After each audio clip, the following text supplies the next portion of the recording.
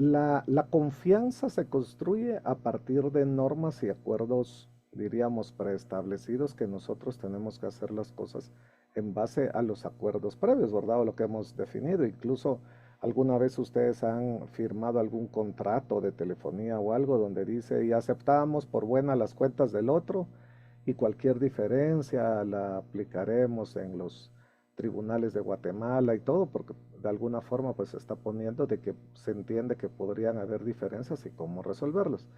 Y la otra cuestión, el compliance está tratando de traducirse, aunque no, aunque es más un sentido y un concepto que un término que se traduce, ¿verdad?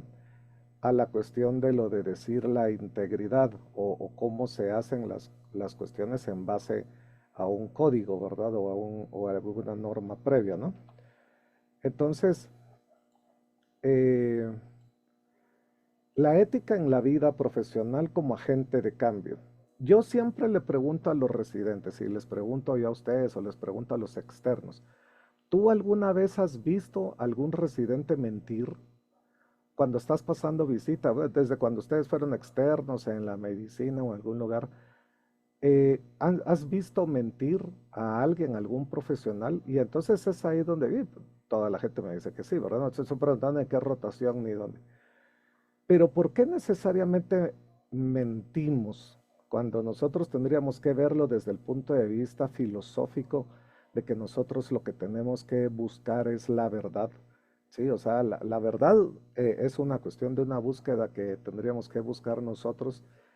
Y la cuestión es de que yo sí creo de que desde el punto de vista ético y tratar de ser honesto, tenemos que reconocer que nosotros nos equivocamos, que nosotros cometemos errores, de que hay muchas cosas que estamos haciendo sobre mucha incertidumbre. Yo lo he tenido que decir en estos últimos 2, 3 días varias veces.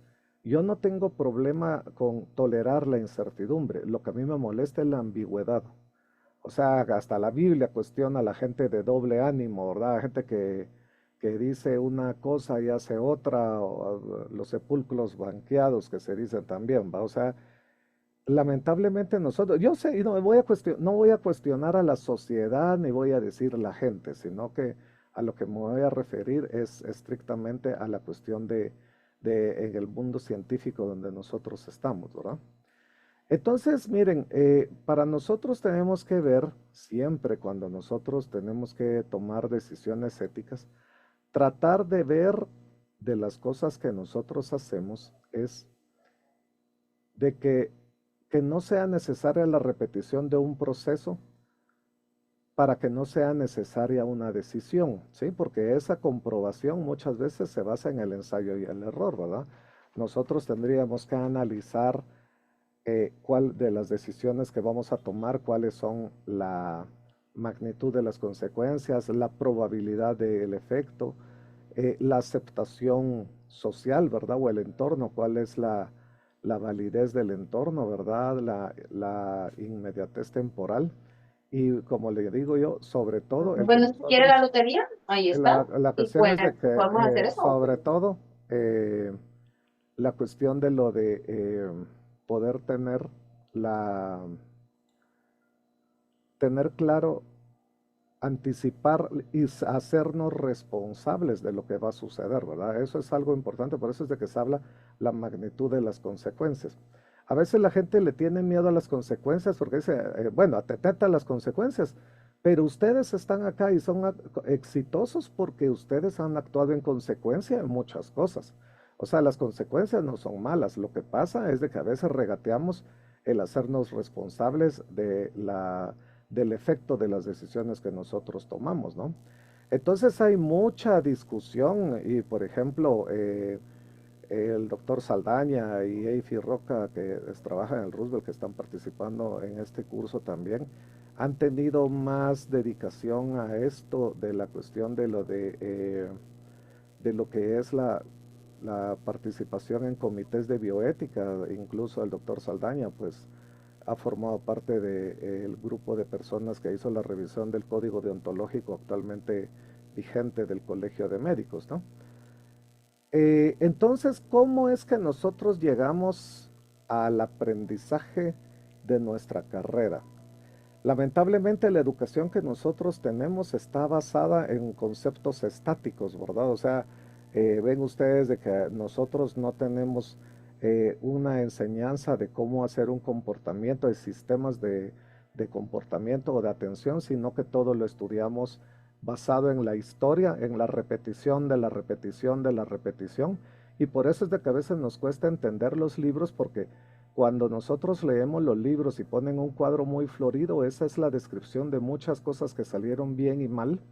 Por ejemplo, cuando se describió el síndrome de secreción inapropiada de hormona antidiurética, fundamentalmente lo habían visto en muchos pacientes con cáncer pulmonar y problemas pulmonares y todo, pero eso acumuló mucho relato, mucho registro hasta que alguien lo organizó y bueno, y también pasa en los pacientes neurológicos y todo.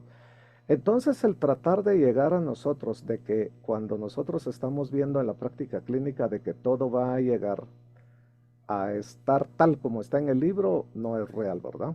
Entonces, también nuestra educación es fragmentada. Ven ustedes que nos dan materias de que una cosa a la otra no se trata de integrar.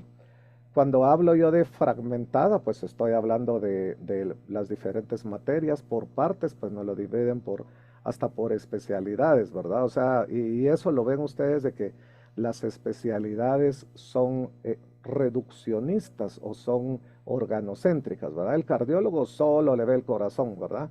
Hoy tenemos un caso de un niño de menos de un mes que tiene una fractura de fémur y la cuestión es de que los traumatólogos dicen, le vamos a dar manejo expectante, lo vamos a refracturar, le vamos a poner vendaje y le damos a dar egreso para que regrese a los 6 meses. Pero la cuestión es que cuando ellos, porque dicen que ya tenía callo óseo, que cuando ellos lo refracturan, o sea, ¿qué tanto podrá significarse el fémur de un bebé de menor de un mes? Se les fragmenta en 3 pedazos. Entonces, eso, bueno, pues, entonces, de la fractura podemos aguantarnos, sí, pero es que el niño no es solamente la fractura. Ustedes se ponen a pensar de que el niño, conforme comienza los 3, 4 meses, que comience más activo y todo, el paciente va a tener dolor y limitación de la movilidad y todo, ¿no? Riesgo de lesión vascular. Aprendemos en base a enfermedades porque hay conceptos que nosotros no tenemos. Yo siempre lo digo de que la gente cree que estar super fit con el six-pack marcado y estar así, eso es saludable. Y ustedes lo ven. Y lo hablaba yo el fin de semana con una persona, prima mía, que trabaja en el Comité Olímpico Guatemalteco y lo hablamos de el atleta de alto rendimiento se mantiene superando muchas lesiones. O sea, el alto rendimiento y estar super fit y todo también lleva a cambios en la adaptación orgánica, ¿no? Entonces, hemos aprendido sobre enfermedades, sobre cadáveres, no tenemos conceptos claros sobre la salud. El envejecimiento no es una enfermedad. Esa es una cuestión que es el relativismo. Por ejemplo, ustedes lo oyen cuando una mujer tiene el parto de que ya se compuso, sí, pero es que no estaba arruinada o ya se alivió, sí, pero eso no era dolor. El embarazo es algo fisiológico, el cuerpo está diseñado y preparado para eso, ¿no? Aprendemos sobre el ensayo y error, es simplista y reductivista. O sea, ¿qué es simplista? Diabetes, alteración de la insulina. Desnutrición, que no comió bien. A veces tratamos de tener una visión donde solamente se ven pocas variables.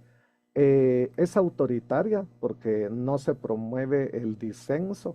O sea, para llegar a consenso, nosotros tenemos que tener ideas diferentes y construir el consenso. Vieron ustedes de que lo que hablaban de la fumata negra y fumata blanca en la elección de papa reciente, eso tiene que ser por consenso, no solamente es la mayoría absoluta, es el consenso. ¿Por qué? Porque ustedes ven de que si la gente quiere ganar una elección, se puede llegar a tener una polarización y no hay moverse a una nueva oportunidad, ¿verdad? Y la cuestión de lo que se busca por consenso es la no objeción. O sea, acá, por ejemplo, el Papa recién electo tiene que ser respetado por todos. Ahí no hay partido de oposición, ¿va? O sea, de que, no, pero es que ganó tal partido, pero nosotros desde la oposición vamos a estar viendo que haga un buen papado. Eso no sucede. O sea, yo voté por otro, pero hoy tenemos que reconocer eso. Entonces, así por eso es de que ustedes han visto de que en el desarrollo de los niveles de evidencia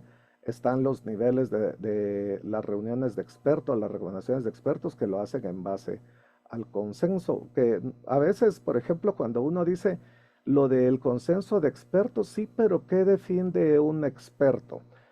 Como yo siempre lo digo y me gusta tanto la frase de Arjona, es que es speaker de tal empresa, sí, pero eso como dice, son eruditos de supermercado. O sea, no porque tengan muchos pacientes son en realidad buenos médicos, porque hay personas que son súper comerciales, ¿no? O sea, así, y que cuando uno ve tienen un montón de problemas de la seguridad del paciente, ¿no? Y la otra cosa es de que en nuestra educación se prevalece el conocimiento sobre el desempeño, ¿verdad? O sea, hay visitas de machuque donde nosotros queremos demostrarle al otro lo que no sabe, ¿no? Entonces, por eso es de que nosotros queremos enseñarle lo que no sabe y enseñarle que nosotros sí sabemos, ¿no? Entonces, nosotros vemos de que hay una cuestión que tiene que tener la integridad uno. Esta NOAA es, diríamos, un organismo en Estados Unidos muy equivalente al INSIBUME, ¿no? Que tiene que ver cómo es la cuestión de amenazas climáticas, ¿verdad? Entonces, sí, pero es que mira, el jefe dice lo contrario, porque trata uno como de quedar bien, ¿verdad? O sea, como diría un filósofo, yo soy amigo de alguien, pero yo soy más amigo de la verdad, ¿no? Entonces, por eso es que yo se los digo y me pasaba cuando era el COVID. Yo evité muchas reuniones Zoom porque sí vi que eran catárticas, pero el COVID no cambió la ciencia dura ni los niveles de evidencia. Las cosas que ya estaban descritas. Y la gente clásica que había trabajado ya sobre daño pulmonar, sobre las escafandras, sobre la oxigenación, sobre la posición prona, lo vamos a discutir más adelante. No hay nada nuevo bajo el sol. Entonces la cuestión es de que yo sí miraba, pero ¿qué querés que hagamos o no vamos a hacer nada? Tranquilos, si tenemos que ver. Y hoy siguen habiendo muchas infecciones virales contra las que no vamos a poner antibióticos, ¿no? Entonces aparece la gente también diciendo, mire, fíjese que yo sabe que es buena para eso el tomar agua de guanábana, ¿sí? O tomar tal cosa o polvos de canela. Mire, no hay que creer ni dejar de creer. Eso yo se lo recomiendo, no deje de pensar usted en eso es bueno usted. Y eso mire desde antes. Sí, pero la cuestión es de que cuando nosotros no tenemos ciencia, vamos a tener un pensamiento mágico, religioso, mítico, que vamos a tratarnos de explicar las cosas como sea, ¿sí? Entonces, acá es donde viene la cuestión y de que si usted le dicen, tiene que tomar jugo de limón verde de la antigua, pero ¿qué parte de la antigua lo tomó? Porque de la antigua tiene que ir al patio de no sé qué convento, o sea, hay cuestiones que llegan a ser más anecdotarias. Nosotros, y por ejemplo, a mí me ha tocado con el doctor Sierra dar clase a cuerpos de socorro y a gente de paramédicos, y yo se los decía, acá vamos a hablar de procedimientos, no de anécdotas. Una vez vos estábamos, no me interesa la anécdota, no, eso no es ciencia. Es que permítame, le quiero contar, sí, pero quieren contar una cosa. Yo no sé si ustedes han visto de que a veces lo que hablábamos del ego, la gente trata de contar hasta una historia más chilera y más atrevida. Eso no es ciencia, ¿sí? Eso no es ciencia. O sea, de que una vez vos, nosotros le hicimos tal cosa y el otro quiere contar una historia más interesante para convencer, ¿no? Entonces sí es importante cuando uno ve tanto anuncio en la tele de pastillas que en 15 días le quitan a uno la panza, que le quitan las arrugas, que le limpian el colon. Y cuando uno escucha de lo de lavado de colon, y desde que me lavé el colon, vivo mejor, veo mejor, estoy más alegre. Uno dice, puches, va, de veras, esta persona, solo que voy a tener una obstrucción intestinal, de haber estado muy mal en un hospital y la llevaron, pero la cuestión es de que nosotros vemos de que hay cosas que ponen en riesgo la salud y por eso es de que tiene que haber alguna cuestión cuando sospechamos de que hay cosas que son naturales, alternativas, holísticas, energéticas, bioenergéticas y de la montaña del Himalaya, ¿sí? De lejano oriente, y sí es de lejano oriente porque es de Puerto Barrios el que lo anda vendiendo, o sea, no es del Tíbet ni nada, ¿no? Porque sí, Oriente Medio es Acapa y el cercano Oriente es Sanarate, o sea, Entonces hay mucho charlatán. Pero yo entiendo aquel que vende baba de caracol, polvo de tiburón, polvo de cola de cascabel y todo, porque eso es lo que a él ha funcionado. Y hay gente que siempre lo está haciendo eso, pero la cuestión es de que dentro de la práctica médica hay personas que se ponen a hacerlo y, por ejemplo, eso fue un debate donde mucha gente estaba promoviendo y haciendo el interés, por ejemplo, del remdesivir que ellos vendían, ¿sí? O por ejemplo, cuando uno ve de que no, pero es que nosotros estamos vendiendo, yo por ayudar a la gente, ujú, sí, pues, pero no hay un nivel de evidencia más que su cuenta bancaria, ¿no? Entonces, ustedes se dieron cuenta de que, y eso era una cosa que había que hacer, tomar en cuenta a las personas. ¿De qué les voy a contar de mis tías? De que todo lo que aparecía en el Facebook lo cuestionaban. O sea, ellas están esperando un terremoto para Guatemala. Fíjate que en el Facebook dicen que están esperando un terremoto y que la luna la ven roja y todas esas cosas, pero bueno, eso, cuando yo voy a la barbería, a un baby shower, voy al mercado, a lo que sea, tengo ese nivel de conversación porque es el nivel de conversación imperante, ¿no? Pero la cuestión es de que eso no puede llegar a estar en nuestro comportamiento profesional, ¿verdad? Entonces, cuando a nosotros nos dicen, mire, usted dele con el ambú, sí, pero ¿dónde le doy? ¿Cómo lo hago? ¿Qué es lo que le enseño? Yo siempre insisto de que eh, yo aprendí a intubar hasta mayo, o sea, de enero a mayo, yo le pedí a Dios que no me llegara nada para intubar porque no sabía intubar. Entonces la cuestión es que decía, bueno, Dios, si me vas a mandar trabajo, a mí no me importa hacer 20 ingresos, pero que no venga ninguno para intubar, ¿va? ¿Por qué? Porque nosotros tenemos una cuestión que desde ya sabemos que está en riesgo el paciente cuando nosotros no tenemos las características de decir, tiene que haber una persona entrenada en la emergencia, ¿sí? Ahora hay personas entrenadas en la emergencia y pasa lo mismo. Entonces yo les digo, pero mira, es que no, pero hay un turnista en la emergencia. Sí, pero o el turnista no sabe o estaba dormido o si lo vio, decidió no hacerle nada, porque la evidencia es lo que al final nosotros tenemos que ver y por eso es de que yo les digo de que yo tengo poca paciencia cuando me llegan a presentar los pacientes y comienzan con un fíjese. Fíjese, ya el fíjese es porque se van a inventar un montón de la historia que vamos a discutir después. Entonces hay cuestiones empíricas porque es una forma de entender el mundo, ¿verdad? Y los guatemaltecos somos expertos en eso, sabe que es bueno para eso usted, el agua roja, eso baja la fiebre. Y ese es un miedo de veras, y más así hacia la costa sur, ¿verdad? De decir, mire, bájele la fiebre, es que no vaya a ser que convulsione y que la gran diable, que tantas cosas, ¿no? Lo que cura la tos, lo que regula la presión, y si tiene diarrea, agarre una agua verde y sáquele el gas y eso con unos granitos de sal y todo.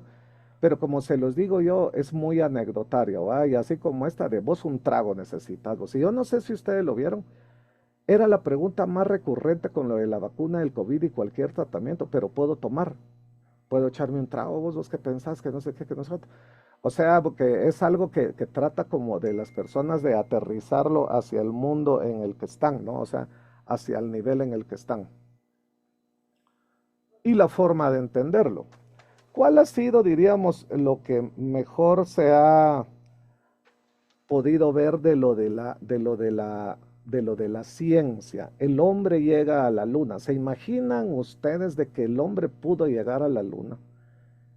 Y nosotros seguimos teniendo niños con hambre y llegar a un municipio de una parte del país es inaccesible, pero sí ya llegamos a la luna, ¿no? Y eso precisamente cuando llegó Neil Armstrong a pisar la superficie lunar, ¿verdad? Pues todo eso fue la cuestión de poder analizar, hacer una ciencia prospectiva. Lo que pasa es que nosotros nos han enseñado una ciencia descriptiva y retrospectiva, ¿sí? Pero nosotros tenemos que buscar de que la ciencia sea hacia adelante y alcanzar lo que nosotros con el manejo de las variables logremos hacer. Así como cuando llegó el águila, que así se llamaba el módulo lunar, cuando llegó a la luna, ¿verdad? De lo de este es un paso para el hombre y un gran salto para la humanidad, ¿no? Entonces ya se tenía la cuestión de lo del entrenamiento de Neil Armstrong, Buzz Aldrin y Michael Collins, que fueron la tripulación del Apolo, ¿no? Que llegaron en 1969 a la Luna. Es muy interesante cómo, por ejemplo, la simulación de ahora están preparando a los astronautas en la NASA, en el centro Kennedy, en el centro Johnson, para poder llegar a Marte y están viendo desde ya los estudios y la cuestión es de que los ponen con esos trajes a estar trabajando y estar viviendo en zonas confinadas en los desiertos, porque ya se espera que eso va a ser, no es una atmósfera tan agradable como acá y el calor va a estar directa sobre eso, ¿verdad? Eso va a ser algo que tiene que ver hasta del diseño de lo del traje, ¿verdad? Alguna vez me decía mi hijo, pero es que mira, papá, tú todo lo que hablas siempre tiene que ver con ciencia. Pero mira, Juan Luis, le digo yo, pero si hasta el fútbol tiene que ver con ciencia. La transmisión de la televisión, el diseño de la pelota, el diseño de las camisetas, el tipo de grama, las bebidas rehidratantes, todo tiene que ser. Ustedes han visto hasta lo del bar y todas esas cosas de televisión y todo, están diseñadas para tener isoóptica y todo. O sea, la ciencia, lo que pasa es de que si nosotros no la tenemos, nos basamos en mitos, ritos, tradiciones, supersticiones. Mire, es que el cuchillo hay que limpiarlo así de lado, pero no ponga el filo para su lado, sino que para afuera. Y con un pañito lo limpia, pero que no sé qué. O sea, uno ve hasta futbolistas, aquellos que se persignan 5 veces antes de entrar al campo y se persignan afuera, se persignan adentro. En Sao Paulo hay un museo del fútbol donde hay un lugar donde fue una virgen, la Virgen de Aparecida de Brasil, y hay otro lugar donde dicen que hacen mucha brujería. Entonces dicen, ¿qué va a ganar, la brujería o la fe? Y los dos están pidiéndole y todo. O sea, no, hombre, el fútbol es un juego. O sea, no es así de que la gente trate de buscar, y eso lo cuestionaba Newton, de buscar en lo celeste la respuesta a lo terrestre, ¿no? O sea, yo creo en Dios, pero antes de cruzar la calle tengo que ver si no viene carro, ¿no?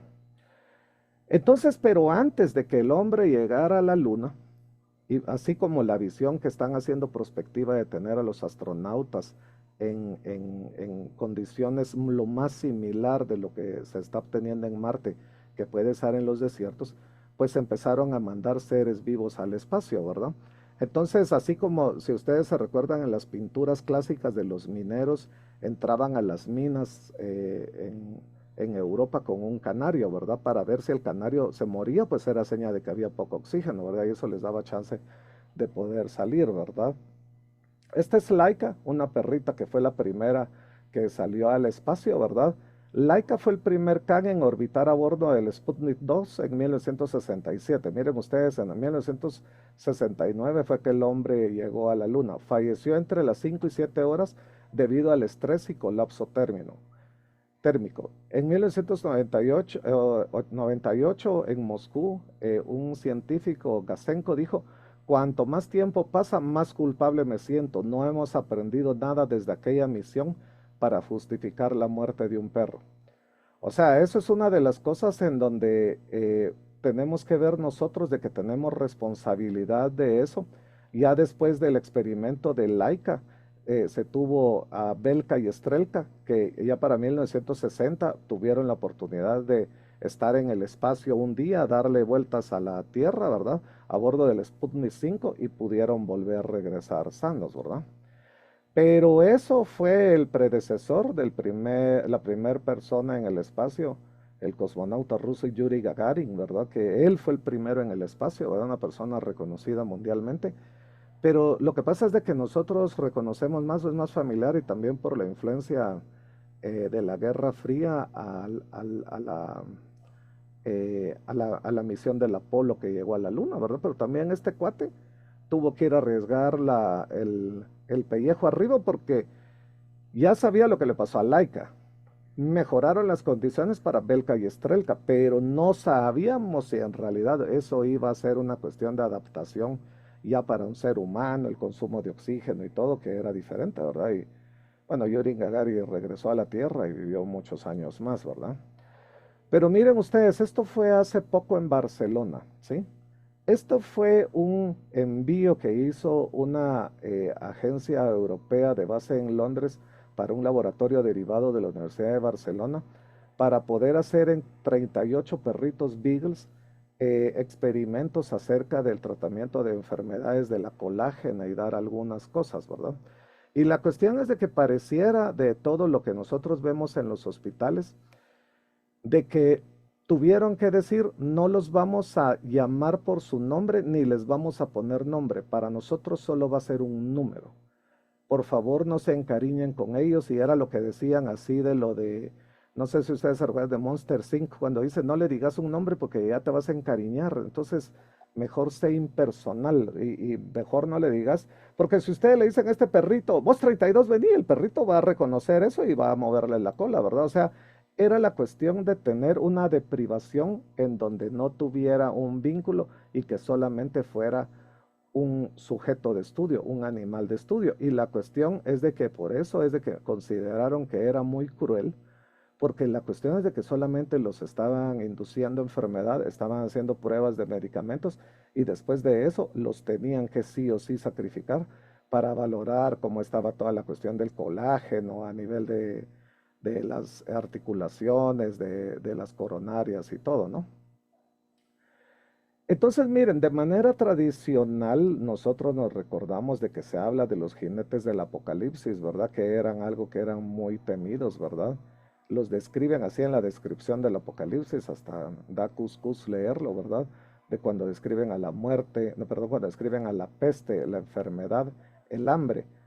Pero la verdad es de que históricamente la muerte lo han visto como ya, llegó la muerte y ahí se resolvió todo, porque la muerte a veces es más liberadora que el hambre. Porque la cuestión es de que si las personas que han pasado hambre, que han pasado tortura, que han pasado dolor, tienen la angustia de que se siga repitiendo la situación en la que están. Mientras que la muerte, llegó la muerte y ahí se acabó todo, ya no tenemos más que estar que se esté repitiendo el estímulo negativo, ¿no? Eh, Esto es un antecedente de una publicación de la Casa Blanca sobre, es un día que recuerden ellas en la Casa Blanca el Holodomor ucraniano, ¿sí? Esta fue una situación que sucedió en los años 30 por el sitio de Stalin hacia Ucrania, o sea, desde antes ya habían clavos por allá, de que cercaron esa parte de Ucrania y eso hizo de que en un año aproximadamente murieran en Ucrania 7 millones de personas. Se considera que fue un genocidio porque fue una afectación directamente contra un pueblo, ¿verdad? Fue tan severo la intervención de Stalin, ¿sí? De que se tenía de que morían las personas de hambre e incluso hasta morían los animales y quedaban en la vía pública y todo. También eso, esa era una cuestión aleccionadora, ¿verdad? O sea, de que vean cómo va muriendo la gente y de que también eso ya también tiene una, o sea, la tortura, la manipulación, el terrorismo también tiene bases de poder estar haciendo un estímulo, ¿verdad? Por eso miren, eh, tanto hombres como caballos morían en las calles, ¿no? O sea, era tanta la mortalidad porque ¿qué iba a comer un caballo si la gente ya ni siquiera va a estar sembrando, no va a tener... Ustedes lo han visto que hay gente que lleva las vacas, que sacan las vacas en los pueblos, las regresan, van a pastar, pero si la gente no tiene ni qué comer, no va a poder estar cuidando ni sus animales ni nada, ¿va? Y era una cuestión que se daba en todos lados por una intervención, ¿verdad? Bueno, entonces miremos este procedimiento de ingreso. Nos bañaron, nos pusieron el uniforme a rayas, ya no teníamos nombre, ya no éramos seres humanos, éramos números, ¿sí? Pero eso sigue pasando en los hospitales, ¿va? El de las 7, el de la 9, el de la 13, ¿no? Pero ese era lo que pasaba cuando llegaban las personas al campo de concentración, ¿verdad? Ese era el procedimiento. Esto está en uno de los museos del Holocausto, ¿verdad? Donde ellos ya se despersonalizaban y totalmente ya no tenían la cuestión de identidad, ¿no? Y por eso era lo que decían, ¿va? Nos ponían un uniforme a rayas, éramos un número. Entonces después, y eso lo quiero yo aclarar, es hasta después de la Segunda Guerra Mundial que se considera el Estatuto de Roma de la Corte Penal Internacional, que habla sobre el genocidio, ¿sí? Entonces, la Asamblea General de las Naciones Unidas en 1948 define el Estatuto de Roma de la Corte Penal Internacional Y el genocidio es imprescriptible, así como mire, pero esa deuda ya pasó usted. No, acá, si ustedes atentaron contra la humanidad, la convención en contra del genocidio va a ser la base de que lo persigan, y eso fue lo que pasó con los criminales nazis, que hubo gente de Israel que dedicó la vida para perseguirlos, para que pagaran por los crímenes de lesa humanidad que hicieron. Pero miren, pues, el genocidio, en base a la declaración de la Corte Penal Internacional, dice, el genocidio ya sea cometido en tiempo de paz o en tiempo de guerra. O sea, no se necesita estar en guerra para hacer genocidio. Es un delito. Y miren, la presente convención entiende por genocidio los actos mencionados, cometidos con la intención de destruir, matanza a los miembros del grupo, atentado grave contra la integridad física o mental de los miembros de un grupo. O sea, eso es una cuestión de atentado grave contra la integridad física o mental. No necesariamente es matarlo. También hablan del sometimiento intencional de un grupo de condiciones que haya que acarrear la destrucción física total o parcial, medidas destinadas a impedir los nacimientos y traslado forzoso. O sea, esto nosotros lo vemos que ahora lo entendemos de que son derechos, pero para 1948, después de la Segunda Guerra Mundial, y lo vieron ustedes con el Holodomor de Ucrania, pues no estaba muy claro, ¿verdad? Y esto incluso hemos visto el reporte Belmont y todo lo que hemos estudiado, viene desde esa visión de querer recuperar y evitar los crímenes de lesa humanidad, ¿no? ¿Por qué? Porque todo lo que se hizo durante la Segunda Guerra Mundial fue la aplicación de la ciencia para el mal, ¿sí? O sea, ellos aplicaron conocimiento, utilizaron tecnología. También vamos a decir de que habían médicos, como el médico Joseph Mengele, ¿verdad? El ángel de la muerte, que precisamente él después huyó a Argentina y murió en Brasil, pero eran perseguidos y todo porque el dar cuentas es una cuestión que si ustedes han atentado contra la humanidad, va a ser perseguido, ¿no? Miren ustedes, esta es el cuadro informativo de la página de la UNESCO, donde habla acerca del campo de concentración de Auschwitz, donde dice el principal y más notorio de 6 campos de concentración y de exterminio, con la aniquilación de más de 1.2 millones de personas. Pero ¿qué fue también de los que sobrevivieron? Y eso, por ejemplo, es muy importante cuando ustedes pueden leer a Víctor Frankl en Busca de un Sentido o Elizabeth Kübler-Ross en La Rueda de la Vida, ¿verdad? De que hay gente que se aferró a aguantar lo que sea mientras tuvieran un porqué, ¿no? O sea, toleraremos un cómo mientras tengamos un porqué, ¿verdad?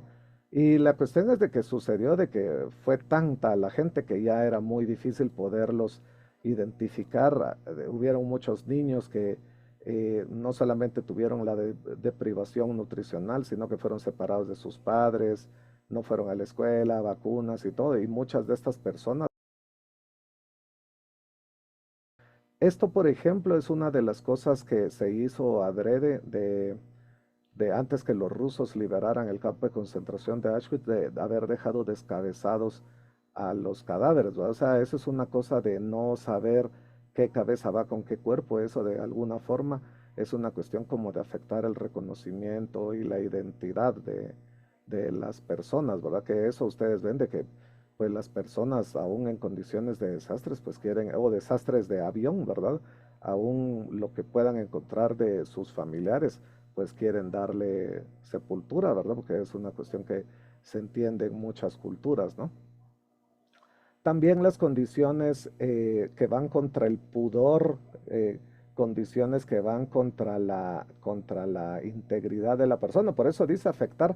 ¿Será de que, por ejemplo, esa maratón de la cigüeña, donde están todos los internos, externos y residentes con la señora que está pujando el 31 de diciembre a la medianoche, no afecta su pudor, su identidad, su autonomía? O sea, ahí es una de las cosas en las que nosotros vemos de que nosotros estamos perdiendo esos valores, ¿verdad? Bueno, esto es lo que yo les mencionaba acerca de perder la identidad, ¿verdad? O sea, es difícil saber dónde va a poderse tener el cuerpo de un ser humano, ¿verdad? Entonces, este es una cuestión interesante de una película que se llama Los Juicios de Nuremberg, donde nosotros hemos oído tanto hablar acerca de, del informe de Nuremberg y que ha dado mucho para lo que nosotros hemos tenido en el curso. Antes de Auschwitz, Ernst Kaltenbrunner visitó alguna vez el campo? No. ¿Ni una sola vez? Nunca. Gracias.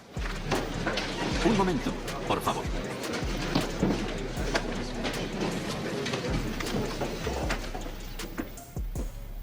Señor House, ¿durante cuánto tiempo fue comandante del campo de concentración de Auschwitz?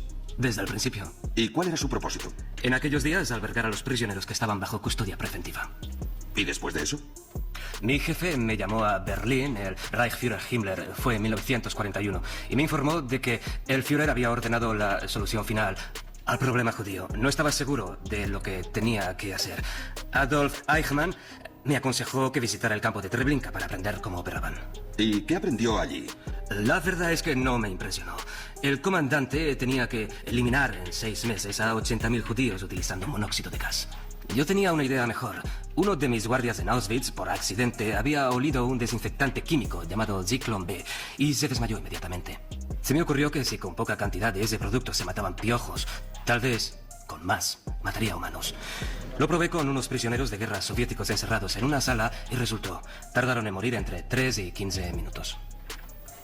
¿Y luego? Construí cámaras de gas para acomodar a 2.000 prisioneros cada vez. En Treblinka eran de 200. Construí 4 grandes hornos para quemar los restos. Aunque era increíble, podíamos eliminar a 10.000 personas en 24 horas. Pero eso era operando al máximo, lo cual era agotador para mi gente. Como media, despachábamos unas 2.000 personas al día. ¿Cuántos hombres necesitaba para despachar a 2.000 personas al día? Contaba con un equipo de aproximadamente 3.000 hombres. Y durante su estancia en Auschwitz, ¿cuántas personas despachó con ese método? Aproximadamente 2,5 millones.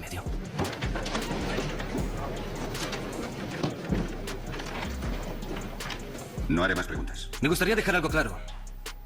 No toleré en ningún momento crueldad gratuita. Mis hombres estaban allí para exterminarlos, no para atormentarlos. Cualquier exceso por parte de los guardias era castigado. Puedo asegurarlo. El testigo puede retirarse. O sea, de todas maneras, aunque fuera muy efectivo matando gente, pues también se cuidaba de que no hubieran abusos, ¿verdad? O sea, eso me toca a mí verlo porque hay gente que es cordial y buena gente, pero no es efectiva en el imperativo moral que deben de hacer, ¿verdad? Entonces la cuestión es de que la seguridad humana, porque nosotros tenemos que ver que para la Segunda Guerra Mundial se hizo la cuestión de la seguridad desde el punto de vista militar, ¿no? Y luego cuando vino la Guerra Fría, la seguridad era estar mejor armado, con mejores ejércitos, tener misiles, dónde ponemos los misiles, pero la razón de la seguridad es el humano, por eso es de que nosotros tenemos que ver la razón de la seguridad humana.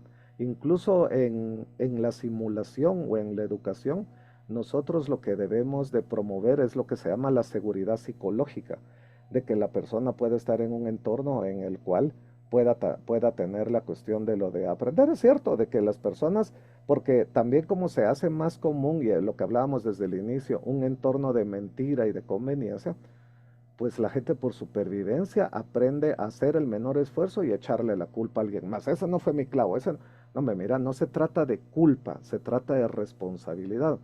Entonces, cuando nosotros estamos hablando de la seguridad, tenemos que hacer una matriz de amenazas, riesgos y vulnerabilidades, entendiendo de que el riesgo es la multiplicación de la amenaza por la vulnerabilidad. ¿Quién es el paciente más vulnerable? Un recién nacido. ¿Cuál es el riesgo? Colocarle un catéter. ¿Cuál es la amenaza? Pues si se lo pone un R1 o un R3, ¿no? O sea, el riesgo, la vulnerabilidad no cambia, la vulnerabilidad está propia de la persona, ¿sí?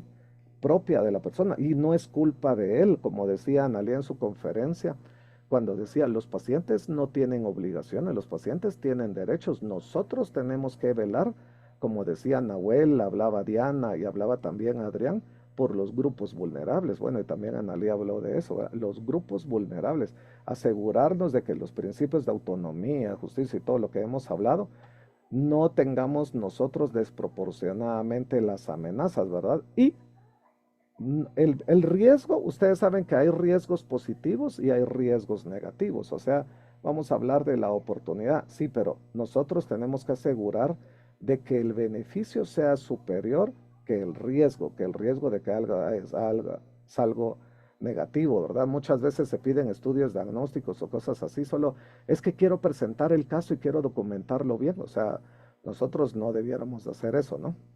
Entonces ven ustedes, este ya es un documento de OPS, ¿verdad? Donde ya se está hablando de la seguridad humana, las implicaciones para la salud pública.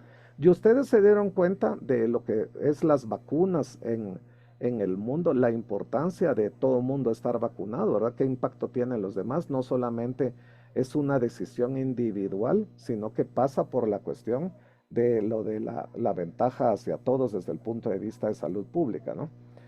Entonces, después de que se sucede lo de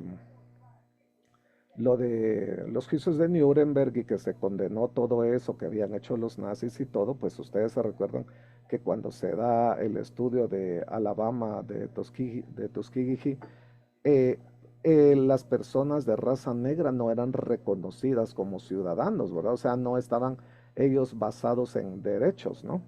Vale la pena decir de que, por ejemplo, para 1920, 1930, hasta para el cumpleaños de Ubico en la primera mitad de los años 40, se traían lacandones del Petén para ponerlos en exposición, ¿verdad? O sea, esa es una cosa que nosotros que estamos inmersos en una sociedad, yo me refiero a la sociedad, pero llega a las familias y nosotros hemos visto que a veces se normaliza la cuestión de que el grupo que es minoría o el grupo que es diferente lo ven de menos y no sujeto de derechos, ¿verdad? O sea, así de, no sé si ustedes han oído cuando la gente dice, pero si ella debiera estar agradecida. Usted no tiene que estar agradecido, o sea, aún a usted tenga una empleada doméstica, ella tiene derechos, no tiene que darle, porque yo se los digo, a veces la empleada doméstica en muchas casas alimentan mejor al perro que tiralo, no, mejor dáselo a la muchacha.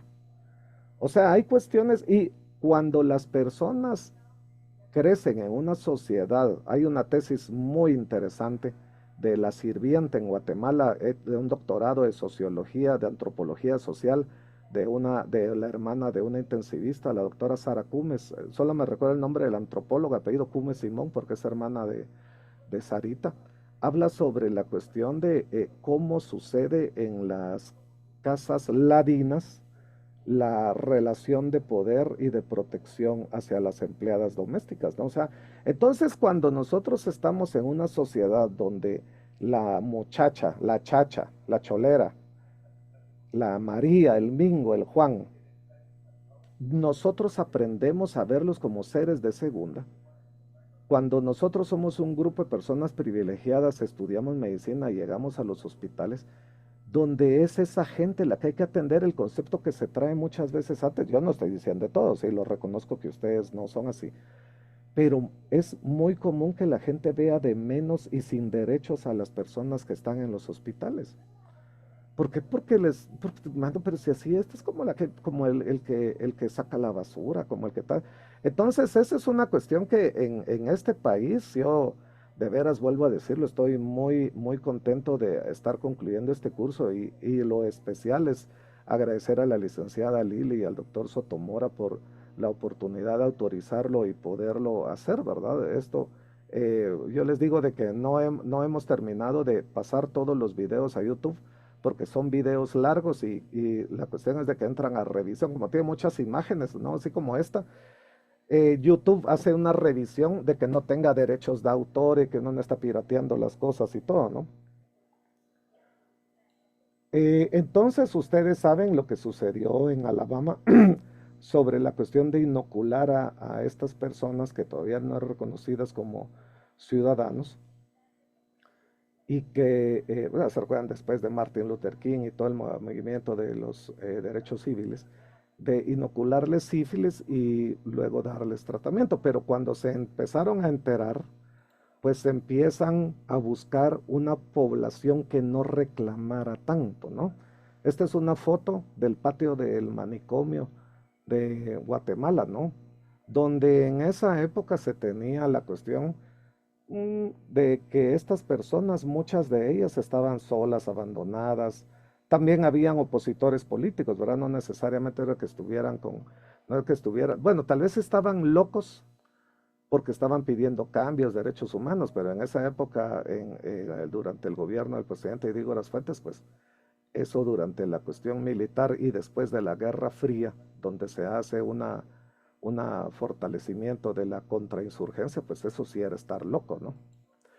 Entonces se da el incendio que ya hemos hablado, ¿verdad? En búsqueda de aniquilar la evidencia de eso que fue una experimentación en esta posición vulnerable, ¿verdad? Que aprendimos mucho de la presentación del doctor Sotomora y por eso entre los documentos que ustedes tienen está tanto el informe de la Casa Blanca que dice Ethically Impossible y está el informe del Colegio de Médicos que también fue supervisado por el doctor Espada, entonces vicepresidente, que se llama Consintiendo el Daño, ¿no?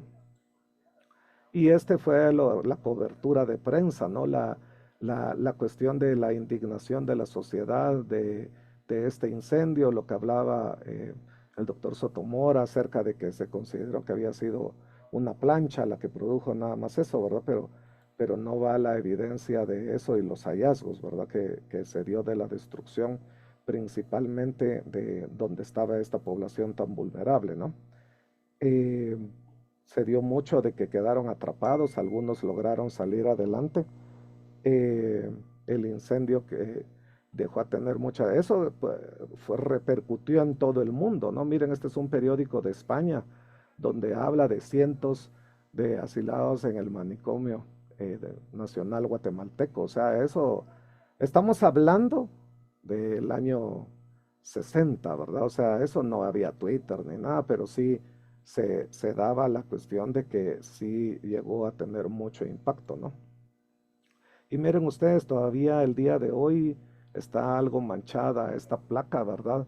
Donde dice, por iniciativa de los alumnos de este plantel, se dio hospitalidad dentro de sus aulas a los pacientes que fueron del hospital neuropsiquiátrico. Se les dio alimentación, medicinas y confort. Se funde esta placa como agradecimiento del pueblo al alumnado. O sea, en ese entonces no tenían ni a dónde llevarlos y los muchachos del central pues dieron sus aulas y todo para poder tener, porque también si no hubieran quedado ahí desprotegidos, ¿no? Y luego, años después, es cuando esto se destapa. Eso, por eso recuérdense de que no deja las cosas, el genocidio es imprescriptible, ¿sí? Entonces la cuestión es de que la secretaria de Estado Clinton, ¿verdad? Ofrece las disculpas por haber experimentado con guatemaltecos, ¿verdad? Por hacer eso de experimentos que infectaron de sífilis a cientos de personas.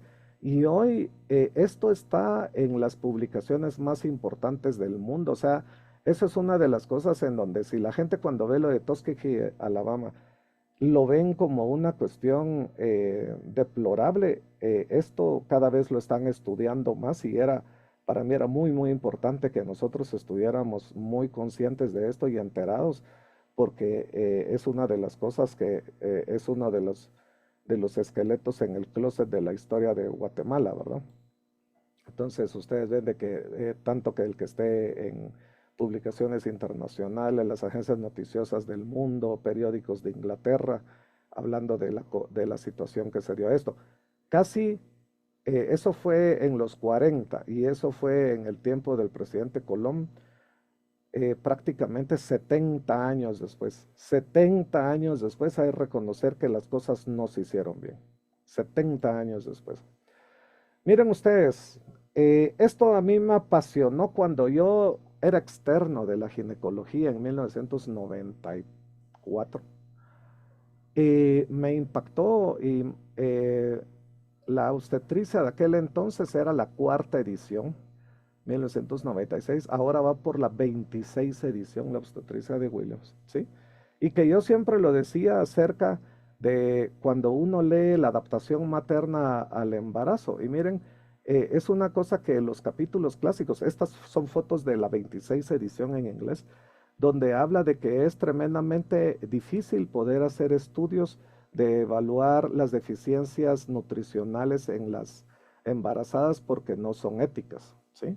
O sea, estamos hablando de lo actual, de la edición de la obstetricia de Williams, de la 26, que está, bueno, solamente la tengo en electrónico, pero esta habla de esta situación. Miren, durante el invierno europeo de 1944-45 hubo una deprivación conocida por la intensidad en Holanda, principalmente por un sitio alemán, ya se recuerdan ustedes lo que hizo Stalin, donde lo llaman el invierno de la hambruna holandesa, ¿no? Donde solo se le dieron raciones de 450 kilocalorías a las madres, ¿verdad? Es muy importante de que tuvieron 6 meses prácticamente de estar padeciendo hambre. La mediana de los pesos al nacer se redujeron aproximadamente 250 gramos hasta que se recuperó después de eso la alimentación, ¿verdad? Se dio la oportunidad de ver que el peso al nacer estaba afectado por la desnutrición materna, ¿verdad? La mortalidad perinatal, más sin embargo, no se alteró. No hubo una incidencia de malformaciones incrementadas e interesantemente, la frecuencia de toxemia en la madre declinó. Estoy hablando del libro de Williams y eso, por ejemplo, yo siempre insisto de que los libros son más críticos para poner en sus líneas que los artículos, ¿verdad? Se habla sobre la evidencia del daño en el desarrollo cerebral en algunos fetos de algunos animales que estuvieron en deprivación alimenticia, pero miren ustedes, y se hizo la suficiente evaluación intelectual de los pacientes hechas por Stein, de los pacientes que habían estado en desnutrición. Pero estos fueron seguidos, 19 fueron seguidos porque luego entraron al servicio militar. Y se concluyó que esa deprivación durante el embarazo no tuvo efectos de consecuencia, ¿verdad? Cuando se recuperó la nutrición. No sé si vieron ustedes, hoy salió el informe de la talla en Guatemala y cuántas calorías tiene en alimentación las personas y es una cuestión que lógicamente la talla es algo que nosotros estamos viendo, pero eso es a nivel orgánico de todo lo que está sucediendo. Pero miren, volvemos al libro clásico de 1996 y esto fue lo que me impactó cuando yo era un mozuelo, capítulo de adaptación materna al embarazo. Esto ya no sale en las versiones actuales, miren. Este concepto ha sido demostrado en un estudio realizado en Guatemala, principalmente Santa María Ocoqué, en el que se proporcionó un complemento dietético que solo contenía grasa e hidratos de carbono como fuentes de energía. El empleo de este método se tradujo en la reducción del 50% de mortalidad infantil. Entonces hubo un estudio aquí en Guatemala en los 70, que es, imagínense, para que aparezca como referencia en el capítulo de adaptación materna al embarazo de Williams, donde habla de que si las mamás están desnutridas por las condiciones en las que están y se les da suplemento, pues los niños mejoran, ¿verdad? Y se reduce la mortalidad infantil. Pero lo que más preocupa es que miren ustedes, este es el artículo original donde dice el efecto de la alimentación suplementaria en prevención de desnutrición leve o moderada en condiciones endémicas en Guatemala, ¿sí? Pero miren ustedes el objetivo, estimar el efecto de la alimentación suplementaria. Métodos, agarran a los niños y se les va a dar a unos atol y a otros fresco. O sea, se sabe del beneficio de darle un aporte proteico a un paciente, pero eso de decidir de que le vamos a dar a otro grupo solo fresco, eso es agua con azúcar. Y por eso es de que miren ustedes, en dos pueblos se hizo una valoración de eso y se le dio para recibir atol, una bebida con un moderado nivel de energía, 90 calorías por 100 mililitros y un contenido de proteína de 6.3 gramos por 100 mililitros. En la otra vía recibieron fresco, una bebida con bajo contenido de energía, 33 calorías por 100 mililitros y no proteína. O sea, de veras, eso es una cuestión que este estudio está muy celebrado y yo siempre ya cuando pasé de la impresión, a la que chilero que Guatemala aparece en el libro de Williams, ustedes entenderán de que es antiético y por eso es de que ya no aparece en las nuevas versiones. Entonces, la desnutrición y la situación en Guatemala, ¿verdad? Que todos lo ven. Aquí hay mucha parálisis por análisis, ¿no? La gente que es experta en el problema, pero no resuelven nada, ¿no? Eso le ha dado cobertura mucho de los niños de Santa María Cauque, de este estudio, ¿verdad? Porque ahora estos niños ya crecieron, ¿sí? Y, por ejemplo, ¿será que cuando nosotros dejamos, porque eso era lo que hacía Joseph Mengele, dejar en nada peor innecesario a un paciente, no estamos replicando lo que era la práctica nazi? Porque nosotros sabemos de que el niño necesita 110 calorías día. ¿Y cuánto le están dando solo con las soluciones de dextrosa, una dextrosa al 5, dextrosa al 10? 20, 30 calorías por kilo. Mano, date cuenta, hombre. Y como dice ahí el rótulo, eso es un rótulo. Si ustedes recuerdan, fue una campaña del 2012 y a ti te pela. Miren ustedes, este es el efecto que uno tendría que entender desde la abstracción del efecto de la nutrición y de la desnutrición, ¿sí? Eso estamos hablando de las vellosidades, ¿sí? Estamos hablando, miren ustedes, el efecto que tiene la nutrición en el cerebro, ¿sí? La nutrición. Esto no puede ser experimental, esto sería absolutamente antiético. Nosotros tenemos que sí o sí darle el beneficio al paciente. Miren ustedes cómo cambia el cerebro. Yo se los digo de que tuve la oportunidad de preguntarle a William Shoemaker, que es uno de los padres del intensivo, y al doctor Pat Kochanek, que es uno de los que hace los estudios de trauma cráneo, que yo le decía, doctor, mire, pero un niño que está así desnutrido, ¿cuánto es el sodio ideal? ¿Cuánto es la presión intracraniana normal en este paciente? ¿Cómo se define hipertensión intracraniana? Todo eso. Y la respuesta es no sé, porque eso nosotros no tenemos libros escritos a partir de esto. Esto no tiene que ser un fenómeno de estudio. Nosotros tenemos que movernos a la ciencia. Mano, a este niño hay que nutrirlo y punto.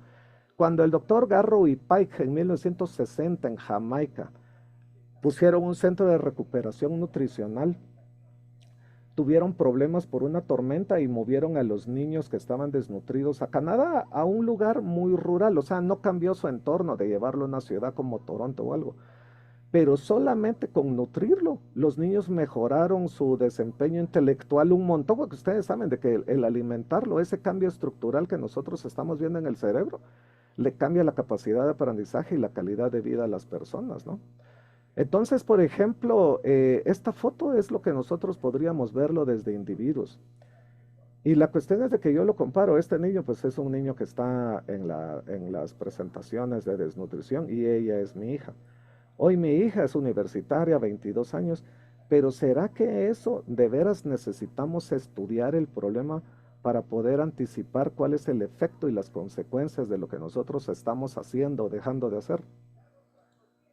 Y por eso, miren, la cuestión de lo de decir, combata la desnutrición crónica. Miren ustedes la fecha de esto, no sé si aparece.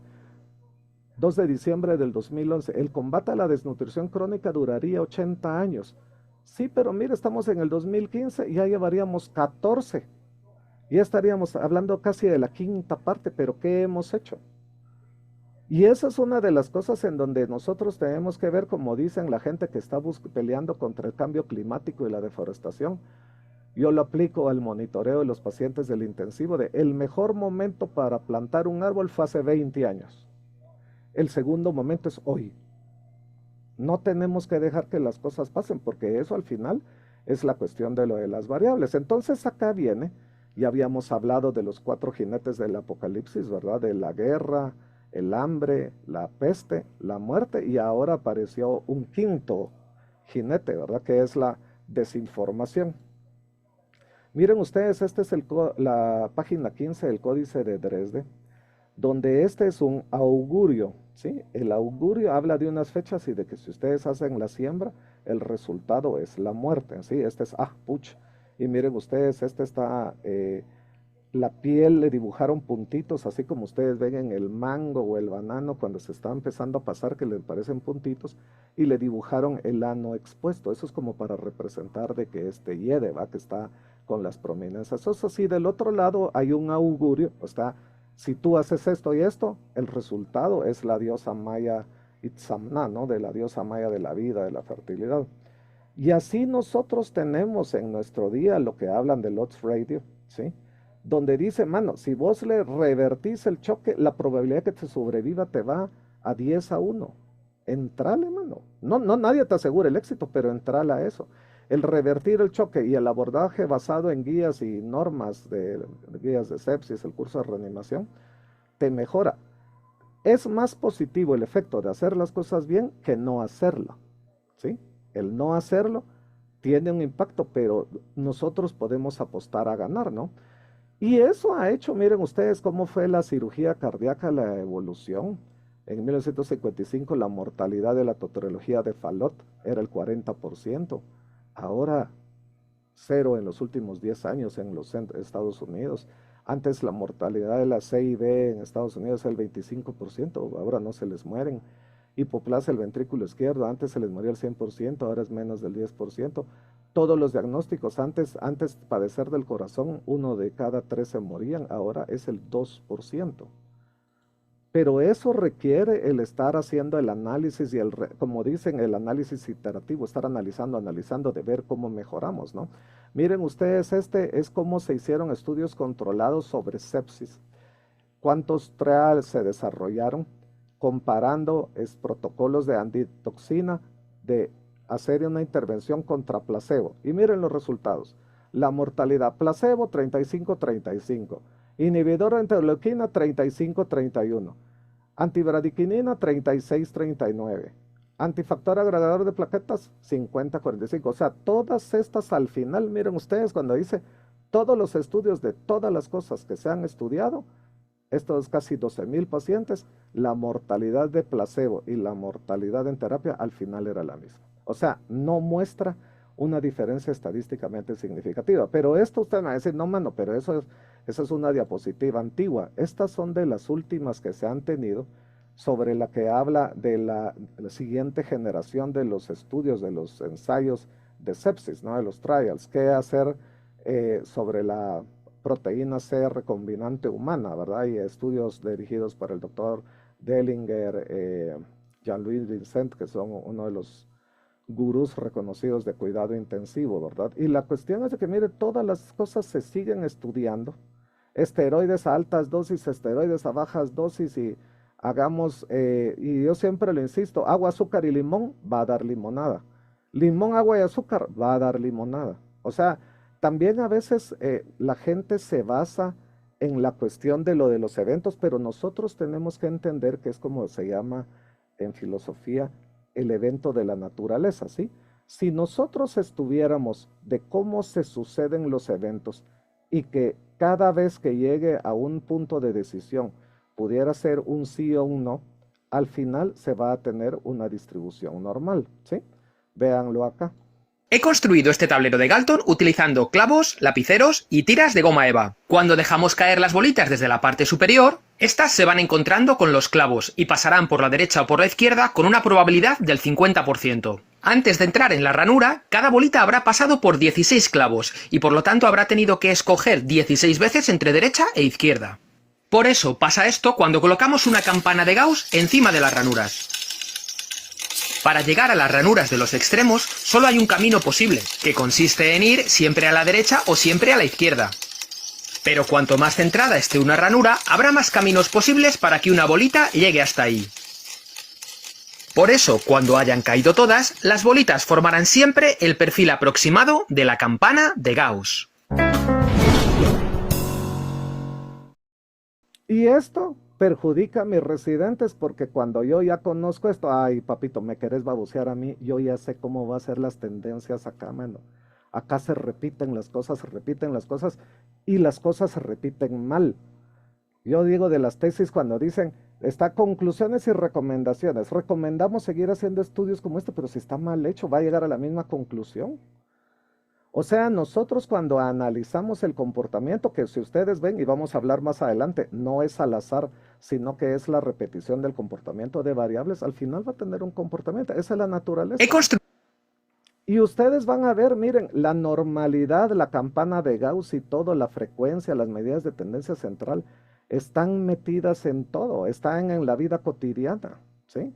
Está hasta cuando ustedes van a las balanzas, hay un grupo que usa lo mayor de generalidad y hay gente que está súper mamada, que usa mayor peso, pero son los pocos. Y hay otros que están comenzando, tuvieron fractura o algo, que usan poco peso, pero la tendencia, por eso es de que hay gente que a veces cuando hablábamos de lo de la visita, hay gente que quiere preguntar babosadas que no son útiles. Preguntemos lo más común, hombre, con eso vamos a salvar la mayor cantidad de gente. O salvo que querrás ser tan arrogante de quererte llevar de que yo sé el 1% de lo que está así, la que pilas, va bravo, pero eso no tiene impacto en el desempeño, ¿verdad? Y por eso es de que ustedes lo ven de que la gente de lo que habla de lo del autismo y todo, dicen, la normalidad es un valor de frecuencia, no de calidad. O sea, de que la cosa sea común, no representa de que eso sea lo sano, ¿sí? Por eso es de que nosotros siempre hablamos de que los signos vitales son adaptativos, no son para toda la mara. O sea, 70 de glucosa, para ustedes tal vez puede ser normal, pero para un diabético que está acostumbrado su organismo a tener glucemias de 300, puede estar muy sintomático. Y por eso es de que nosotros vemos de que ese es el problema clínico día a día, porque la gente pide laboratorios, pero no les enseñan a interpretar la forma en la que hacen. Entonces es muy interesante el poder entender esta palabra, que es una palabra del francés muy interesante, que a mí me costó un poco traducir, que es el equipoise o el equipois. O sea, así, el equipois es un equilibrio, es de que nosotros tenemos que tener, de que nosotros no le podemos dar de menos ni de más a un grupo. Tenemos que ver cuál es el comportamiento. Claro, de que nosotros cuando damos un antibiótico, como damos un medicamento, lo estamos dando porque sabemos cómo va a funcionar. Porque si no, mejor dele placebo, ¿sí? O sea, nosotros tenemos que darle lo que nosotros sabemos que va a funcionar. O sea, cuando nosotros estamos manejando un paciente, no lo podemos dejar a la incertidumbre. Nosotros tenemos que buscar la certidumbre, ¿sí? Y sobre eso yo voy a hablar de 3 personas, Pavlov, Milgram y Ricardo Arjona. Pavlov, ¿se recuerdan ustedes que fue aquel científico ruso que condicionó a los perros de que los perros tenían sed? Y cuando iban a acercarse al agua les daba una descarga eléctrica. Les daba sed, se acercaban al pato, otra descarga eléctrica. Entonces el perro condicionado, dijo, mejor no tomo agua porque me van a dar otra descarga eléctrica. Y los perros morían por sed, ¿sí? Estamos hablando de los 50. El doctor Milgram fue un psicólogo de la Universidad de Yale que hizo un estudio donde le decía, habían actores adentro de una cabina con una luz, no les pasaba nada, pero él contrató gente a decirle, mira, cada vez que vos veas de que esta persona vos le vas haciendo preguntas y contesta mal, le das una descarga eléctrica. ¡Hala, no, qué clavo, que no sé qué! No, y si no, le vas subiendo a la potencia eléctrica. Pero lo que pasa, como les digo, eso no era real, era actor el paciente. El sujeto de estudio eran los que tenían que hacer las cosas.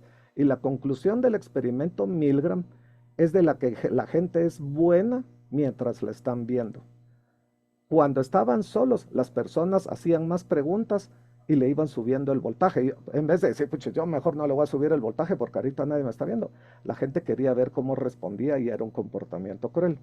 Y luego el filósofo y fisiólogo guatemalteco Ricardo Arjona, cuando él habla de una canción donde dice, no te enamoraste de ti, no te enamoraste de mí, sino de ti cuando estás conmigo. O sea, el enamorar a alguien al final es un condicionamiento pavloviano, ¿sí? De premio, castigo, recompensa. Entonces, si ustedes llegan y puedo escribir los versos más tristes esta noche, le llevan poemas, canciones, chocolates, flores. Poema, canciones, chocolates, flores. Entonces la chica, en mi caso, se siente agradable con usted. Entonces ella, siguiendo al escritor uruguayo Mario Benedetti, en su poema Táctica y Estrategia, de mi táctica es escucharte, mi táctica es ponerte atención, mi táctica es construir un puente indestructible, mi estrategia es mucho más simple, de que algún día tú me necesites.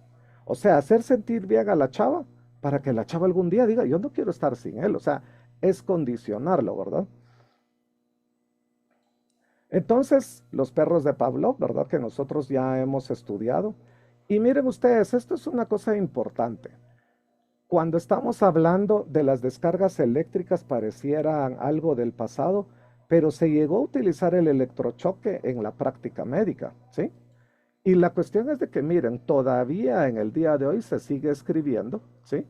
cuando habla de que según el Journal Americano de Psiquiatría, donde se veía al electrochoque como un método seguro para poder tener la atención de los pacientes alrededor de los años 40. Pero miren ustedes, se utilizaron en enfermedades neurológicas, psiquiátricas, depresión, y también se estudió para la psoriasis y las úlceras gastroduodenales. No logro entender cómo en la úlcera gastroduodenal y en la psoriasis puede servir el electrochoque. Pero siempre hay médicos que en su momento, no, pues yo lo voy a usar porque estoy haciendo un estudio y en mi experiencia y todo. Yo por eso es que siempre lo digo. Antes lo oía yo más cuando, o sea, eso es en la escuela del doctor fulano de tal, sí, pero mire, cuando nosotros tengamos un conjunto de casos y experiencia, publíquenla, ábranlo al debate científico. Y por eso es de que ustedes ven que aparece ya el electrochoque, lo que se cuestionó de Pavlov. Este es el primer aparato de electrochoque e incluso lo ponen con orgullo porque los primeros que lo hicieron eran los italianos, mire. Un aparato perfecto de construcción italiana, un método novedoso, terapéutico italiano. En ese entonces las convulsiones se trataban con el coma de insulina. En este caso ustedes están viendo de que las personas convulsionaban mucho o tenían ansiedad o esquizofrenia y como no habían tantos medicamentos psicotrópicos, entonces se les ponía insulina, les bajaban la glucosa, lógicamente al bajar la glucosa el cerebro dejaba de funcionar y ya lo dejaban un tiempo y cuando ya estaba así medio que lo van a regresar, le pasaban infusiones por la zona nasogástrica de glucosa o rectal, pero era más fácil por la zona, ¿no? Pero miren ustedes, eso fue la cuestión del electrochoque. Cuando fueron utilizando el electrochoque, se dieron cuenta que mucha gente moría. Ah, no, pues fue mucho. No, fue muy poco, fue mucho. Y eso fue una de las cosas en las que fue muy debatible. Miren ustedes, entonces se fue perfeccionando los aparatos y alguien dijo, ¿y eso? Nosotros fuimos a un rastro antes de la pandemia, para ver cómo mataban a los coches y todo, y los siguen matando así con una descarga eléctrica en la cabeza. Entonces también se les morían muchos pacientes. Y miren ustedes, por eso es de que la improvisación técnica del electrochoque en Auschwitz también era una cuestión que era útil para poder matar gente. Pero ¿saben cuál era el problema? De que para poder hacer esto necesitaban energía alterna, así como la energía que ustedes tienen en su casa, ¿verdad? O sea, no sé si ustedes han visto cuando uno está en los pueblos de que hay la luz a veces, como que se baja y regresa y todo eso. Esas variaciones de voltaje no lo dejaban funcionar. Y entonces muchos de los campos de concentración tenían plantas de energía o baterías de energía que recargan baterías de energía, que eso lo que hace es lo que se llama energía directa. Es como como que ustedes usan una batería, una pila Rayovac, que se les va a ir bajando la batería, ¿verdad? Como su celular, que se va bajando la batería, y entonces por eso es de que va perdiendo la potencia y no se considera funcional. Pero miren ustedes los años. En ese entonces todavía la reanimación estaba incipiente. El doctor Safar en Pittsburgh está el Safar Resuscitation Center, que fueron los que pusieron organizada la reanimación, ¿verdad? Entonces luego se les ocurrió, miramos, ¿y por qué no hacemos esto para arrancarle el corazón a la hora que se detenga, ¿va? Porque también se podría utilizar. Entonces ustedes ven por eso de que se tiene para 1957 el primer desfibrilador portátil, ¿sí? O sea, todo eso se fue utilizando y todo, pero yo les puedo decir que algo me da bilis a mí cuando yo entro al intensivo, es ver el desfibrilador desconectado. O sea, si ustedes tienen desconectado el desfibrilador, las baterías van a tener poca carga. Es como que ustedes salgan, ahorita que se bajen y dejen las luces prendidas de su carro, mañana no va a tener batería, entonces no van a poder generar la descarga, ¿no? Y eso ya es una cuestión que ya me queda mil evidencias. Seguimos con el Journal de Psiquiatría, ¿verdad? Una consideración legal de cómo se hacía. Miren ustedes, para los años de 1950 no se tenían muchas drogas de desórdenes psiquiátricos, ¿verdad? Entonces, el electroshock, ¿verdad? Fue utilizado para abuso de sustancias, esquizofrenia, histeria y hasta para ansiedad. También fue utilizado para homosexualidad, porque la homosexualidad se consideraba una enfermedad según el DSM, ¿verdad? Donde se clasifican las enfermedades mentales, hasta 1973. Entonces pensaban que con el electrochoque podía curarse de la homosexualidad, ¿verdad? Entonces esto es una cuestión interesante de lo que decía el doctor Stanley Milgram, de lo que hablaba de la desaparición del sentido de la responsabilidad, es la mayor consecuencia de la sumisión de la autoridad. O sea, y eso es lo que perseguimos nosotros en la educación. La educación lo que busca es que las personas sean autónomas y libres para tomar decisiones, porque solo siendo libres pueden ser responsables. O sea, no le puedes echar a alguien más. Vos al final fuiste el que tomaste la decisión de lo que tenés que hacer, ¿verdad? Y miren ustedes, este es el estudio de Milgram, ¿verdad?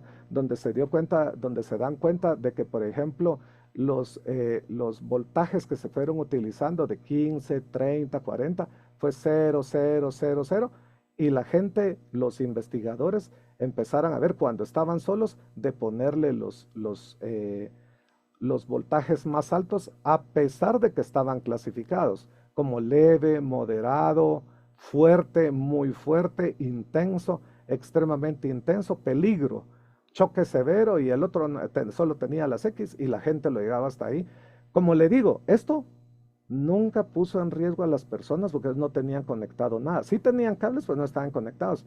Tenían un foco para que cuando el investigador apachara como que le estaba dando la descarga, el actor hiciera todas las muecas y todo, porque ellos ya sabían que en teoría le iban subiendo, pues ellos tenían que actuar hacia más, ¿va?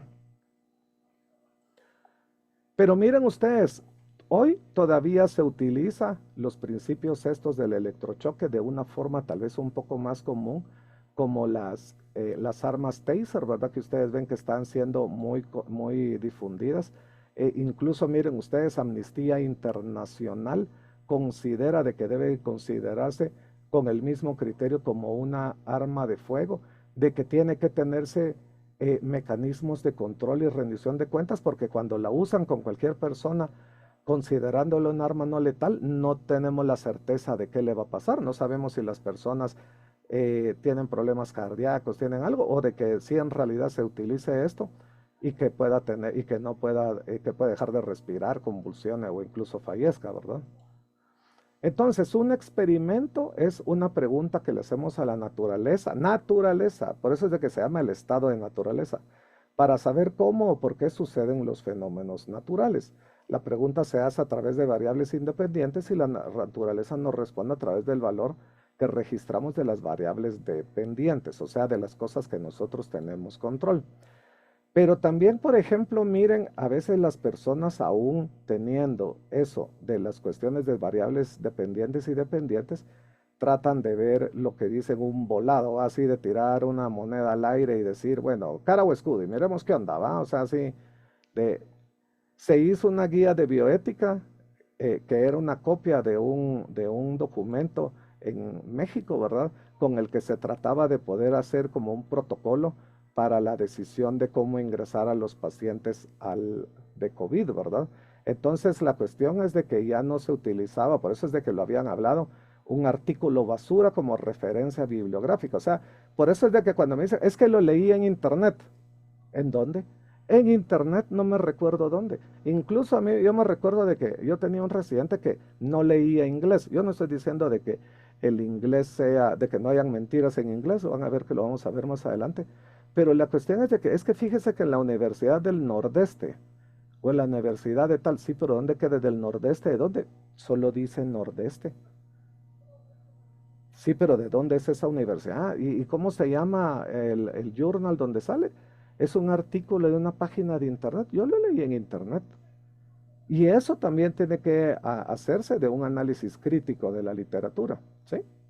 Que también, yo se lo dije al vicepresidente mundial de Cochrane, eso está diseñado para no concluir en nada. No hay estudios suficientes. ¿Por qué? Porque de veras llegar a tener la certeza de todo y poder decir de que esto va a ser así por definitiva, no tenemos nosotros la certeza de estudios de nivel de evidencia 1A, ¿sí?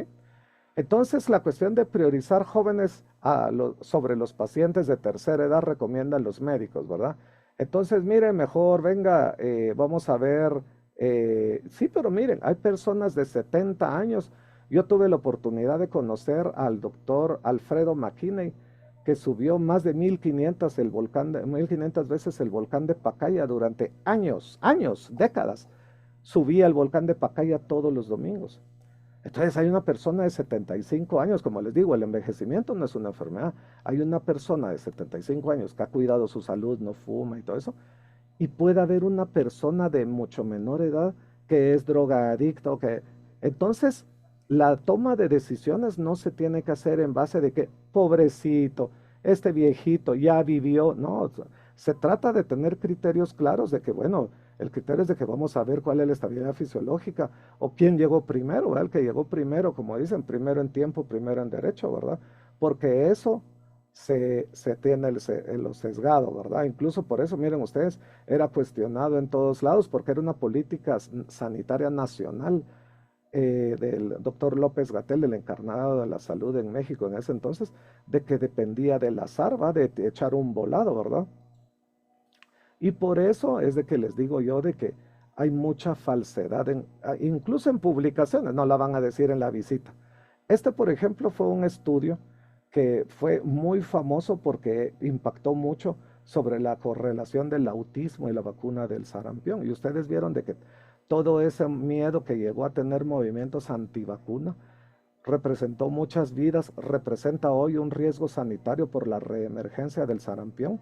Y también cuando fue lo del COVID, de que las personas tuvieran una cuestión por desinformación sobre la cuestión de lo del riesgo de la vacuna. Claro de que la vacuna tiene riesgos, pero es 1 de cada 1000, 1 de cada millón. Pero si usted no se la pone, está en riesgo de 1 de cada 18.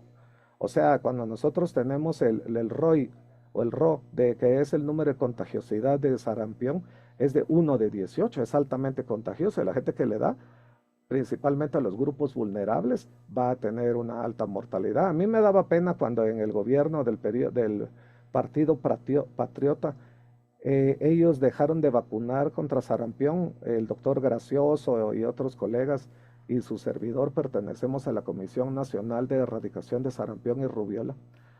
Entonces tenemos que estar leyendo los informes. El Ministerio de Salud hace su trabajo y nos lo presenta a esta comisión, nosotros lo revisamos y nosotros como comisión lo enviamos a la OPS para poder asegurar de que Guatemala está haciendo los esfuerzos para la erradicación del sarampión y rubiola congénita. Pero la cuestión es de que nosotros vemos de que hay mucha desinformación, y cuando llega en el 2015 que ya no querían comprar la vacuna, entonces viene alguien y dice, pero mira, no hemos vacunado en 6 meses y no ha pasado nada. Sí, pero cuando suceda esto va a ser una mortalidad tremenda, como era en los años 80 o 70 cuando no se tenía la vacuna, ¿no? Entonces, él es Carl Sagan, una persona que escribía sobre la vida extraterrestre, que decía, la ausencia de evidencia no es evidencia de esa ausencia. El que yo no tenga evidencia de que existe la vida extraterrestre, eso no asegura de que no haya. Lo que pasa es de que donde yo estoy investigando, probablemente no encuentro la evidencia. Pero la cuestión es de que nosotros tenemos que buscar que las cosas sean medibles. Por eso es de que se habla de variables, de números, ¿no? Este es uno de los libros más importantes de Stephen Hawking, que ustedes han leído sobre él, cuando dice, Dios creó los números, ¿sí? O sea, los números fueron creados a partir de un orden, ¿sí? Y este matemático del siglo XIX decía, sí, Dios creó los números, el hombre, todo lo demás. Hasta hay un libro en la Biblia que se llama Números. O sea, todo tenemos que llegar a ser medible, ¿sí? Y luego viene Einstein y dice, el azar no existe. Dios no juega a los dados. O sea, con el estado de naturaleza de todo lo que vemos y se repite, esto no es al azar. El que nosotros creamos de que queremos gobernar las cosas será no la forma en la que nosotros vemos en sistemas complejos casi caóticos, pero no es de que sea al azar, ¿sí? ¿Por qué? Porque miren ustedes, cuando nosotros estamos jugando con 2 dados, al final esas son todas las combinaciones que pueden haber, ¿sí? 1, 1, 1, 2, 1, 3, 1, 4, 2 y así. Y luego nosotros vamos a tener que la distribución de esto llega a ser la curva de lo normal. Miren ustedes, al final el número de estados, ¿sí? El número de estados de la naturaleza son 36, pero lo que más frecuente va a pasar es la sumatoria de 7, o sea, 1, 6, 6, 1, 2, 5, 5, 2, 3, 4. O sea, si ustedes agarran dos dados y dicen, va a caer un 7, tienen más alta probabilidad de que eso pase. Entonces, si ustedes dicen, voy a que caiga un 2 o que caiga un 12, entonces, pobrecitos los residentes cuando quieren jugar al azar o tratar de adivinar, y uno ya se sabe el comportamiento normal hasta de las mentiras. Ya, es que miren, todo esto es un manejo de tendencias, hay macrotendencias y microtendencias. Y ¿saben qué es lo que pasa? Que por eso es de que hay un razonamiento fisiológico. O sea, vos no me podés decir de que el paciente estaba con orina normal y ahorita está en falla renal en 1 hora. Eso no puede pasar, mano, discúlpame, pero no puede pasar. Todo eso tiene que pasar por variables. No, yo le juro, no hombre, mejor demostrámelo. Mejor demostrámelo. Miren ustedes esto, es interesante cuando uno lee hasta eso en la cuestión de lo de Eclesiastés. Nacemos, morimos y la tierra jamás cambia. El sol sale por la mañana y la tarde se oculta. El viento gira y sopla, los ríos corren hacia el mar. Qué difícil me resulta explicar lo aburrido que es todo. Nadie se cansa de ver. En la vida no hay nada nuevo. Lo que antes se hizo vuelve a hacerse, porque son ciclos, macrotendencias. Cuando alguien llega a decir aquí hay algo nuevo, resulta que eso ya existía antes de que naciéramos. Nosotros no nos acordamos de lo que otros hicieron. O sea, por eso no hay nada nuevo bajo el sol. A ver, explícame por el amor de Dios, si está hipotenso, frío, taquicárdico, con lactato de 9, ¿cómo me vas a decir que estaba bien? No, doctor, que la gran... No, hombre, no hay nada nuevo bajo el sol. Ese es el razonamiento que yo se les voy a decir una cosa, yo no lo utilizo para poder perseguir a la gente. Fíjense que ustedes que me ofrecieron a mí un curso de polígrafo. En realidad uno no necesita el polígrafo para ver cuando la gente está mintiendo. Si la gente, no es de que yo le mida la frecuencia cardíaca, se le traban las ideas. No tiene la explicación de la causa y efecto. Fíjese que le puse dobuta porque estaba hipotenso. Ajá, ¿y por qué dobuta? ¿Cuánto tenía de PVC? No se la medí. ¿Cuánto tenía de sistólica? Ay, no me recuerdo. Sí, pero entonces, ¿por qué decís que estaba hipotenso? Es que no sirve el manguito de la presión. Pero entonces, ¿por qué le pones dobuta? Este es un fenómeno que se llama el demonio de Maxwell, ¿sí? El demonio de Maxwell habla de que este es un demonio que es una intervención maléfica que contradice los equilibrios. O sea, todo llega al equilibrio, con ustedes o sin ustedes, ¿sí? Yo no sé si vieron ustedes. Entonces, como les digo yo, el demonio de Maxwell, ¿verdad? Él habla acerca de que él rompe los equilibrios. ¿A qué se refiere eso? De que es una persona que está haciendo sesgos. Por eso es de que todo se llega a equilibrar. Hay cosas que son de tendencia. Hay cosas que cuando uno estudia la fisiología, mano, no me querrás cuentear, hombre, si la fisiología va con una tendencia. No, pero es que viera de que... Y por ejemplo, a veces les digo, el ejemplo más clásico que yo pongo. Doctor, queremos extubar al niño de la 3. Muy bien. ¿Ya está listo para extubar? Sí, doctor, va a extubar. ¿Ya lo tenés listo? Sí. A los 2 días lo quieren transfundir. Doctor, mire, vamos a transfundir a Juanito. ¿Y dónde perdió sangre? No, no perdió sangre. ¿Pero tuvo algún hemorragia o algo? No. Entonces, ¿por qué lo querés transfundir? Es que tiene 7 de hemoglobina. Pero aquí solo hay 2. O lo extubaste anémico, lo cual es un error. No, no, no, no. O es una transfusión innecesaria. Porque ¿por qué le vas a estar pasando? Si todo estaba bien y vos lo vistes bien, ¿por qué le sacaste otra hematología? Si el niño estaba bien y te había tolerable. No, pero es que es para ver, porque eso también pasa con la cuestión de los laboratorios, ¿verdad? Que la gente trata laboratorios, no trata pacientes. Seguimos con los estudios. Miren ustedes, este es un estudio de que es uno de los fraudes más famosos, el estudio de Beswoda, ¿sí? Ese es un autor que hizo una publicación acerca de cáncer de mama donde él proponía un estudio. Y miren ustedes, la comunidad mundial tuvo que decir que era una conducta reprochable porque cuando él dice hagamos tal protocolo, pues la gente le cree, ¿sí? Y entonces por eso lo publican y dicen, mire, fue una mala conducta científica del oncólogo, tenemos que auditar todo lo que hizo el doctor Beswoda porque ya no le creemos nada, ¿sí? Si mintió una vez y se inventó las cosas, y lo sacan en todos los journals, ¿verdad? La evidencia de fabricación de un artículo no concuerda los datos. Miren ustedes, auditar un estudio con altas dosis de quimioterapia en cáncer metastásico, el estudio fraudulento, ¿sí? Y tienen que llegar a hacer mucha publicidad para decir, ese estudio es una mentira. El pobre cuate ya ni la mujer le va a creer dónde estuvo, porque si él dijo, ay, es que me quedé en el hospital, estoy haciendo un estudio. Sí, pero tu estudio fue un fraude, saber a dónde te ibas, mano. Y lo sacaron por todos lados, miren, y analizar por qué se hizo esto, por qué no nos dimos cuenta antes de publicarlo. Por eso es de que y uno cuando se va dando cuenta que es lo que nos han ayudado tanto con la regulación, la licenciada Lilian Gordillo y el doctor Sotomora, de que eso es el ministerio, son los hospitales, los comités de ética que tienen que ir viendo eso, porque la cuestión es de que una persona que es fraudulenta también a veces va a tener sesgos de intervención de pacientes porque quiere ver si funciona. Vamos a ver con lo del plasma del convaleciente de COVID, ¿verdad? Entonces pasa de que hay que decir, nos retractamos de haber publicado esto. Mire, ese es el editor en jefe de esta revista y dice, me retracto de haber autorizado este estudio, de haberlo publicado. O sea, entérense de que eso es algo que no es correcto, ¿verdad?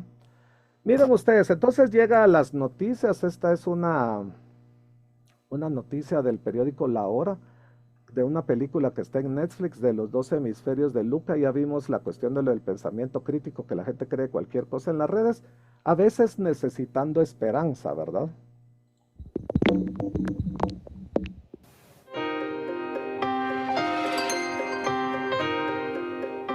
El Hospital Infantil de México será el primero en el mundo en aplicar un nuevo protocolo médico a 30 niños con cáncer que reciben tratamientos paliativos. A lo largo de 28 días, durante una hora, recibirán ondas de radiofrecuencia emitidos por un aparato llamado Cytotron, desarrollado y patentado en la India por el científico Rajat Kumar. De acuerdo con los especialistas, esta tecnología permite reducir las células cancerosas, los tumores y el dolor que sufren los pacientes. Entonces, lo que hace el Cytotron es que a través de una resonancia magnética de protones, identifico el número de serie de cada célula, o en este caso la proteína, y entonces el equipo programa la radiofrecuencia específica para lograr modificar estas proteínas. De entrada, lo que se ha visto es que detiene el crecimiento tumoral y puede provocar una disminución del tamaño tumoral. Y esto evidentemente deja en el cerebro de provocar la presión que está haciendo el tumor, y al disminuir el espacio tumoral hay una mejoría en los síntomas y en el dolor, en otras cosas. Además de ayudar a los menores con cáncer, los médicos podrán registrar los resultados del protocolo. Nosotros somos el primer hospital en el mundo que va a tener un ensayo y podamos tener estos datos que son muy importantes para tener una consistencia y una cuestión muy fidedigna desde el punto de vista científico.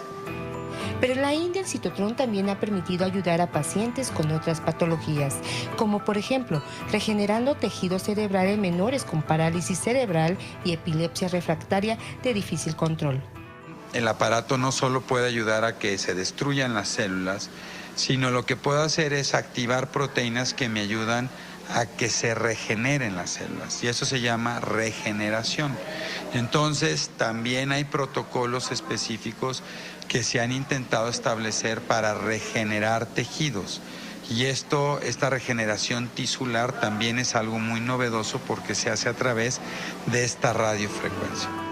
El protocolo de regeneración de tejido cerebral podría arrancar en 2019 con un grupo de 40 niños, en los que se esperan resultados similares a los obtenidos con Luca, un pequeño de 7 años que recibe el tratamiento. El paciente durante 6 años y medio no había expresado nunca una palabra y después del tratamiento su primer palabra que dijo fue Kumar y la segunda fue mamá. Entonces, a partir de ese momento hemos tenido una serie de mejorías muy importantes. Por ejemplo, la deglución, la capacidad que empieza a tener ya este pequeño para empezar a alimentarse. Con imágenes de Aarón Hernández para Milenio Noticias, Blanca Valadez.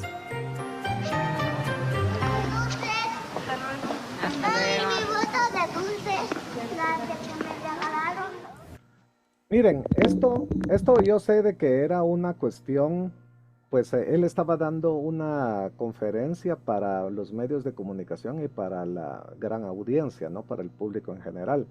Pero cuando nosotros tenemos que ver, y de que yo trato de explicarme desde lo que uno lee en la patología estructural y funcional de Robinson acerca de lesión celular y todo, y digo yo, ¿y eso cómo hace la regeneración celular? ¿Cuál es el mecanismo? Entonces, yo no lo logro entender, ¿no?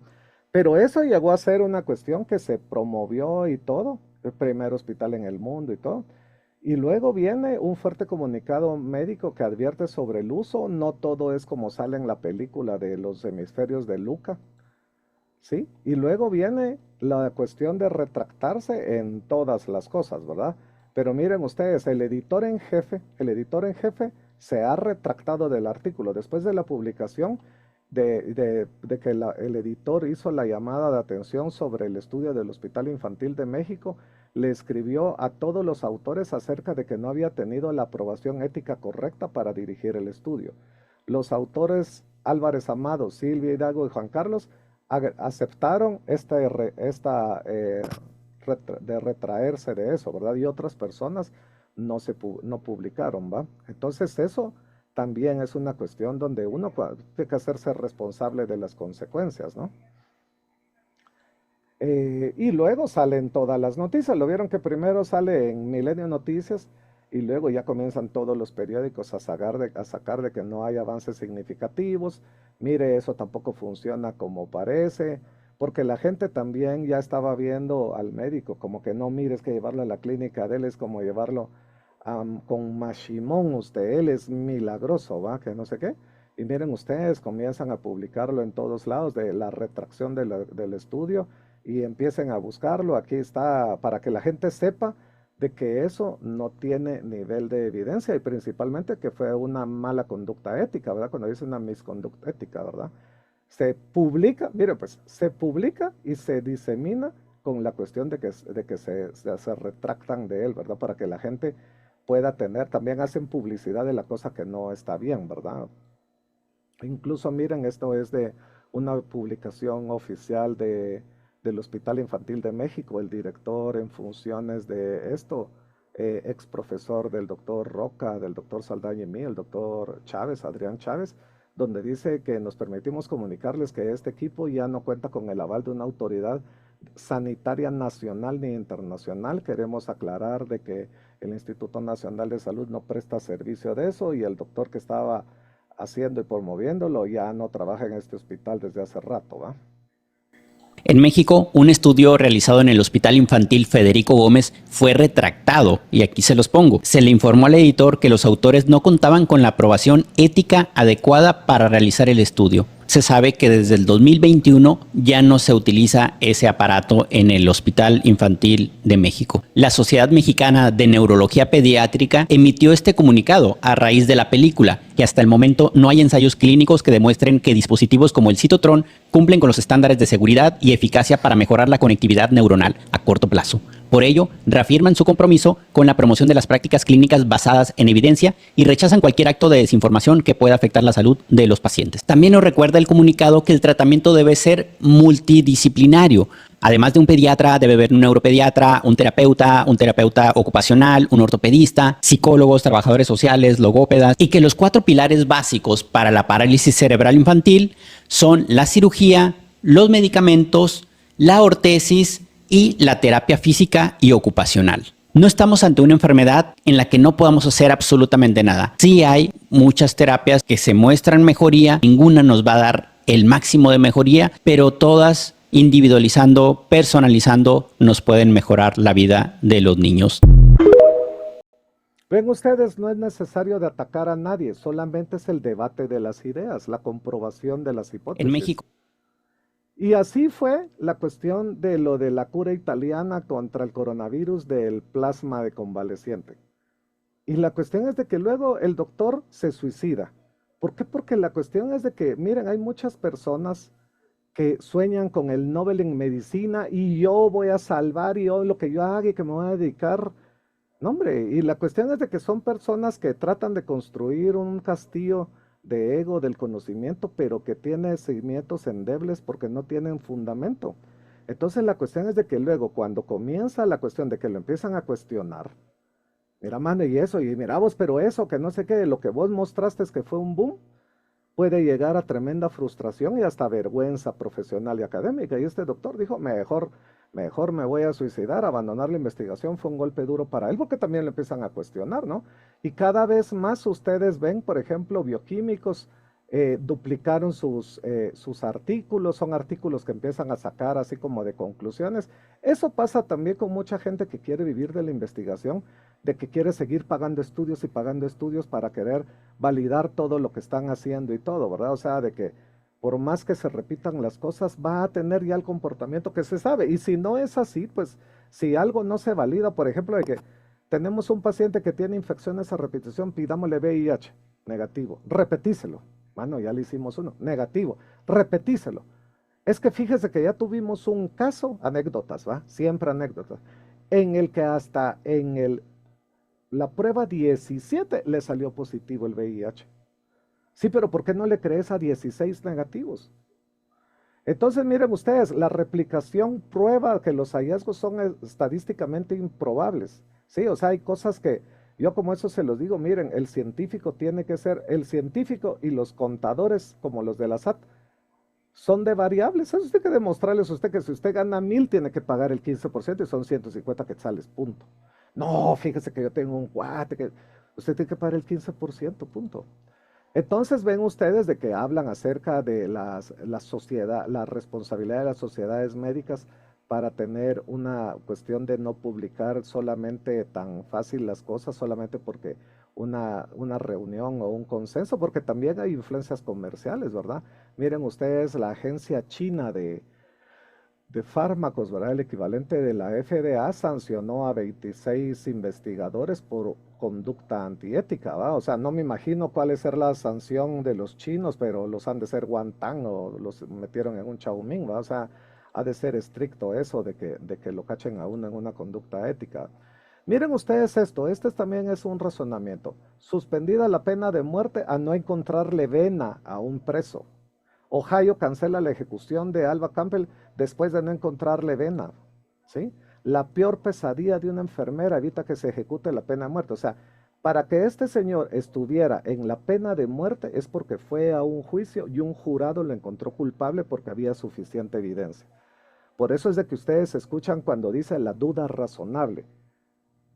No puedo comprobar, miren pues, el que declaren en un juicio a una persona inocente no asegura de que sea inocente, simplemente no pudieron mostrar la culpabilidad.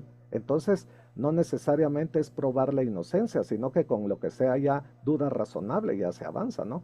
Miren ustedes, revelan imágenes del hombre que le falló la inyección letal, él había sido adicto, entonces después de haber culpable por matar un hombre de un robo, pero como había sido adicto, le había producido esclerosis en las venas. Mire, entonces no podían las enfermeras que eran las que aplicaban la inyección letal, no le encontraron venas ni en la ingle, ni en los pies, ni en las piernas por más de 2 horas y media.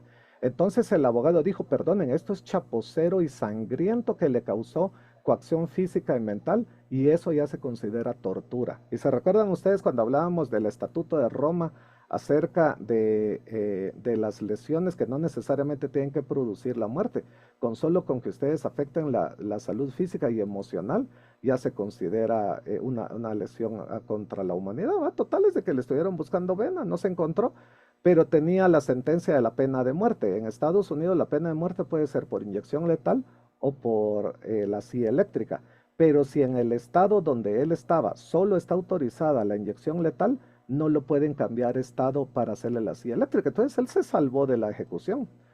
Miren ustedes, luego de la tortura se salva por sus venas y el abogado lo dice, la Corte Suprema suspendió la ejecución porque la inyección le infligiría dolor extremo. O sea, así en el preso más desventurado, demostrado por medio de un jurado que estaba condenado a la pena de muerte, se hace la cuestión de no generarle más dolor, ¿sí? Miren ustedes, también hay un debate de la inyección letal de una persona que le pusieron midazolam, tiopental o el protocolo, que lo vamos a ver, y no produjo una muerte tan rápido. ¿Por qué? Porque como hay personas que son adictas, ya tienen más tolerancia a los medicamentos, entonces la persona agonizó durante 3/4 de hora, y eso es considerado antiético, hasta para la inyección letal, ¿sí? Entonces, por eso es de que se tiene que tener el protocolo, pero acá es donde lo veo yo. Miren ustedes este niño en la búsqueda de un acceso vascular en el hospital. ¿Será que esto es ético? ¿Será que esto es ético que el niño lo hayan pinchado tantas veces? O sea, los invito a tratar de contar el número de pinchones que tiene el niño. Yo mejor ni lo hago porque todavía me duele en el corazón eso. Y eso es de un lado, ¿sí? Miren ustedes, este es el lado izquierdo. Ah, pero luego pasémonos al lado derecho, quitémosle donde está la gasa. Otro montón de pinchones. Y luego llamamos a un R1 de cirugía cleto que trata de hacer una venodisección y no le sale. Le cambiamos de lado el cuello y tampoco le sale, por el amor de Dios, hombre. Entonces, si les dicen, mire que el doctor Moya es un chiflado, le alega uno, sí, perdónenme, pero yo no puedo tener la objeción de conciencia con esto. Puedo tener una vida más cómoda, pero tendría yo que estar alejado de ver esto. Miren ustedes, este es el Centro de Información de Inyección Letal de Estados Unidos, ¿sí? Esto es el protocolo de ejecución de estado por estado. Miren ustedes, qué medicamentos se usan en todos los Estados Unidos, pentotal, midazolam, tiopental, ¿sí? Medicamentos que usamos nosotros y que también esa banda de ladrones de los Roosevelt la usan. Entonces, en Tennessee le ponen midazolam, becuronio, KCL. En Texas, solamente de pentotal. En Utah, tiopental, pancuronio. O sea, depende dónde esté, hay un protocolo para eso. Pero ya vieron de que aún con eso, si la muerte es angustiante, se considera tortura. Y por eso es de que luego vamos a otra cosa que tenemos que ver, la protección de la identidad y que nosotros tenemos que superar. Esta foto, al final hubo discusión si era un montaje o no, porque esta era una persona del Ku Klux Klan que llegó herido al Bronx y todo el personal era de raza negra, ¿no?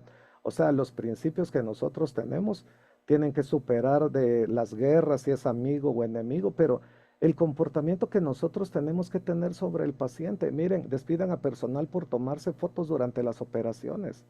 O sea, aquí la Mara posando y a los otros ahí haciendo la cirugía. Despiden a una enfermera por sacarse fotos con un paciente. Despiden a enfermera por tomarse selfies con los pacientes en la ambulancia, sacando ahí la Britney señal. Y por eso es de que dice, mire, la persona que lo despidió, es evidente de que cuando ella estaba tomándose fotos, no estaba cuidando a los pacientes. Simple, cuando usted se estaba tomando fotos, no está cuidando a los pacientes. ¿Y para qué la contratamos usted? ¿Para tomar fotos o para cuidar a los pacientes? Sí, pero si usted la sube a sus redes, enseña que usted estaba tomando la foto, ¿sí? Y miren ustedes esto, y miren ustedes esto, dos muchachitas, dos internas despedidas por posar con el pie amputado de un paciente. Las dos jóvenes laboraban en la Clínica de México. Miren, mi primera pierna, papá. O sea, ella está enseñándole en las redes, en Twitter, de que es la primera amputación. Igual sea quien sea el paciente, cuando tenemos nosotros de que una persona puede estar en puesto de vicepresidenta del país, le puede caer mal y todo, pero la cuestión es de que yo sí les digo, acá pues era en el Teatro Nacional cuando le echaron cal en los ojos y todo, Pero ya cuando está dentro de un hospital, ya cuando tenemos que resguardar al paciente, cuando tiene una identidad, tenemos que defender nosotros al paciente de su privacidad y todo, ¿sí? No, no se vale de que, no, pero es que yo tengo derecho a la noticia, ¿no? Y luego por eso es de que ella dice, está enferma, pero no quiere ir al San Juan de Dios, porque ahí menos va a tener seguridad, ¿no? Ya hablamos acerca de poder hacer una detención temprana de los estudios. Si el beneficio es evidente, se puede parar antes. Si tiene un impacto negativo, hay que proteger a los pacientes y se tiene que parar, ¿verdad? Puede haber algunas lecciones que uno tiene que ver, ¿verdad? Porque a veces hay cuestiones que por ejemplo, ese es de que recuerden ustedes de que el Viagra no era estudiado para disfunción eréctil, él ha buscado que funcionara para hipertensión arterial. Entonces, cuando vieron que la presión no bajaba mucho, les dijeron, bueno, mire, ya no vamos a seguir con el estudio, pero devuélvanos las pastillas, ¿verdad? Porque son pastillas de parte de un estudio. No, pero es que viera que mi esposa está muy contenta y viera que mi marido ahora sí me cumple con esas pastillas. Tal vez no le ha bajado la presión, pero nuestra vida ha mejorado, ¿va? O sea, sí, y ustedes ya ven de que cuántas cosas no venden para ese mismo fin, ¿va? Porque ahora venden sildenafil, tadafil en pastillas 50 de 25, uña de gato, maca, o sea, porque la gente lo compra en base a una necesidad, ¿verdad? Entonces, miren, esta es la cuestión de que nosotros tenemos que integrar la integración del cuidado médico y la investigación clínica, ¿sí? Y por eso van a ver ustedes de que eso es algo que nosotros tenemos que ver, de que no es lo mismo las observaciones, voy a decir el monitoreo, porque no es solamente observar un atardecer, ustedes están analizando lo que está pasando sobre la investigación clínica, lo que ustedes están haciendo, pidiendo exámenes, laboratorios, pruebas diagnósticas, ¿sí? Y está el cuidado clínico, ¿verdad? De poder hacer las observaciones basadas en los individuos. Y lo más importante es de que la investigación clínica y el cuidado médico puede llegar a armonizarse para hacer una mejor práctica, ¿verdad? O sea, nosotros tenemos que ver de que se generalizan los resultados, pero tienen que ser demostrados, tenemos que buscar que que las condiciones que son experimentales, que son rígidas, nosotros tengamos que situarlos en la cuestión de los entornos del mundo real, ¿verdad? Por eso es de que nosotros estamos trabajando sobre lo que se llama la evidencia del mundo real. O sea, a veces no nos da tiempo de hacer tantos estudios para tener medicina basada en la evidencia, sino que se llama evidencia del mundo real, real world analysis, ¿sí? Y entonces nosotros, incluso los que trabajamos en intensivo, tendríamos que basarnos en un abordaje que se llama real time analysis. O sea, nosotros tenemos que tomar decisiones como están tomando decisiones los de las bolsas de valores, ¿no? Tenemos que pensar en tendencias, escenarios y decidir rápido, ¿verdad? Y tratar de utilizar siempre los principios de la integración de la investigación y el cuidado clínico, la medicina basada en la evidencia, buscar la seguridad del paciente y tratar de siempre promover la autonomía y la no maleficencia, ¿verdad?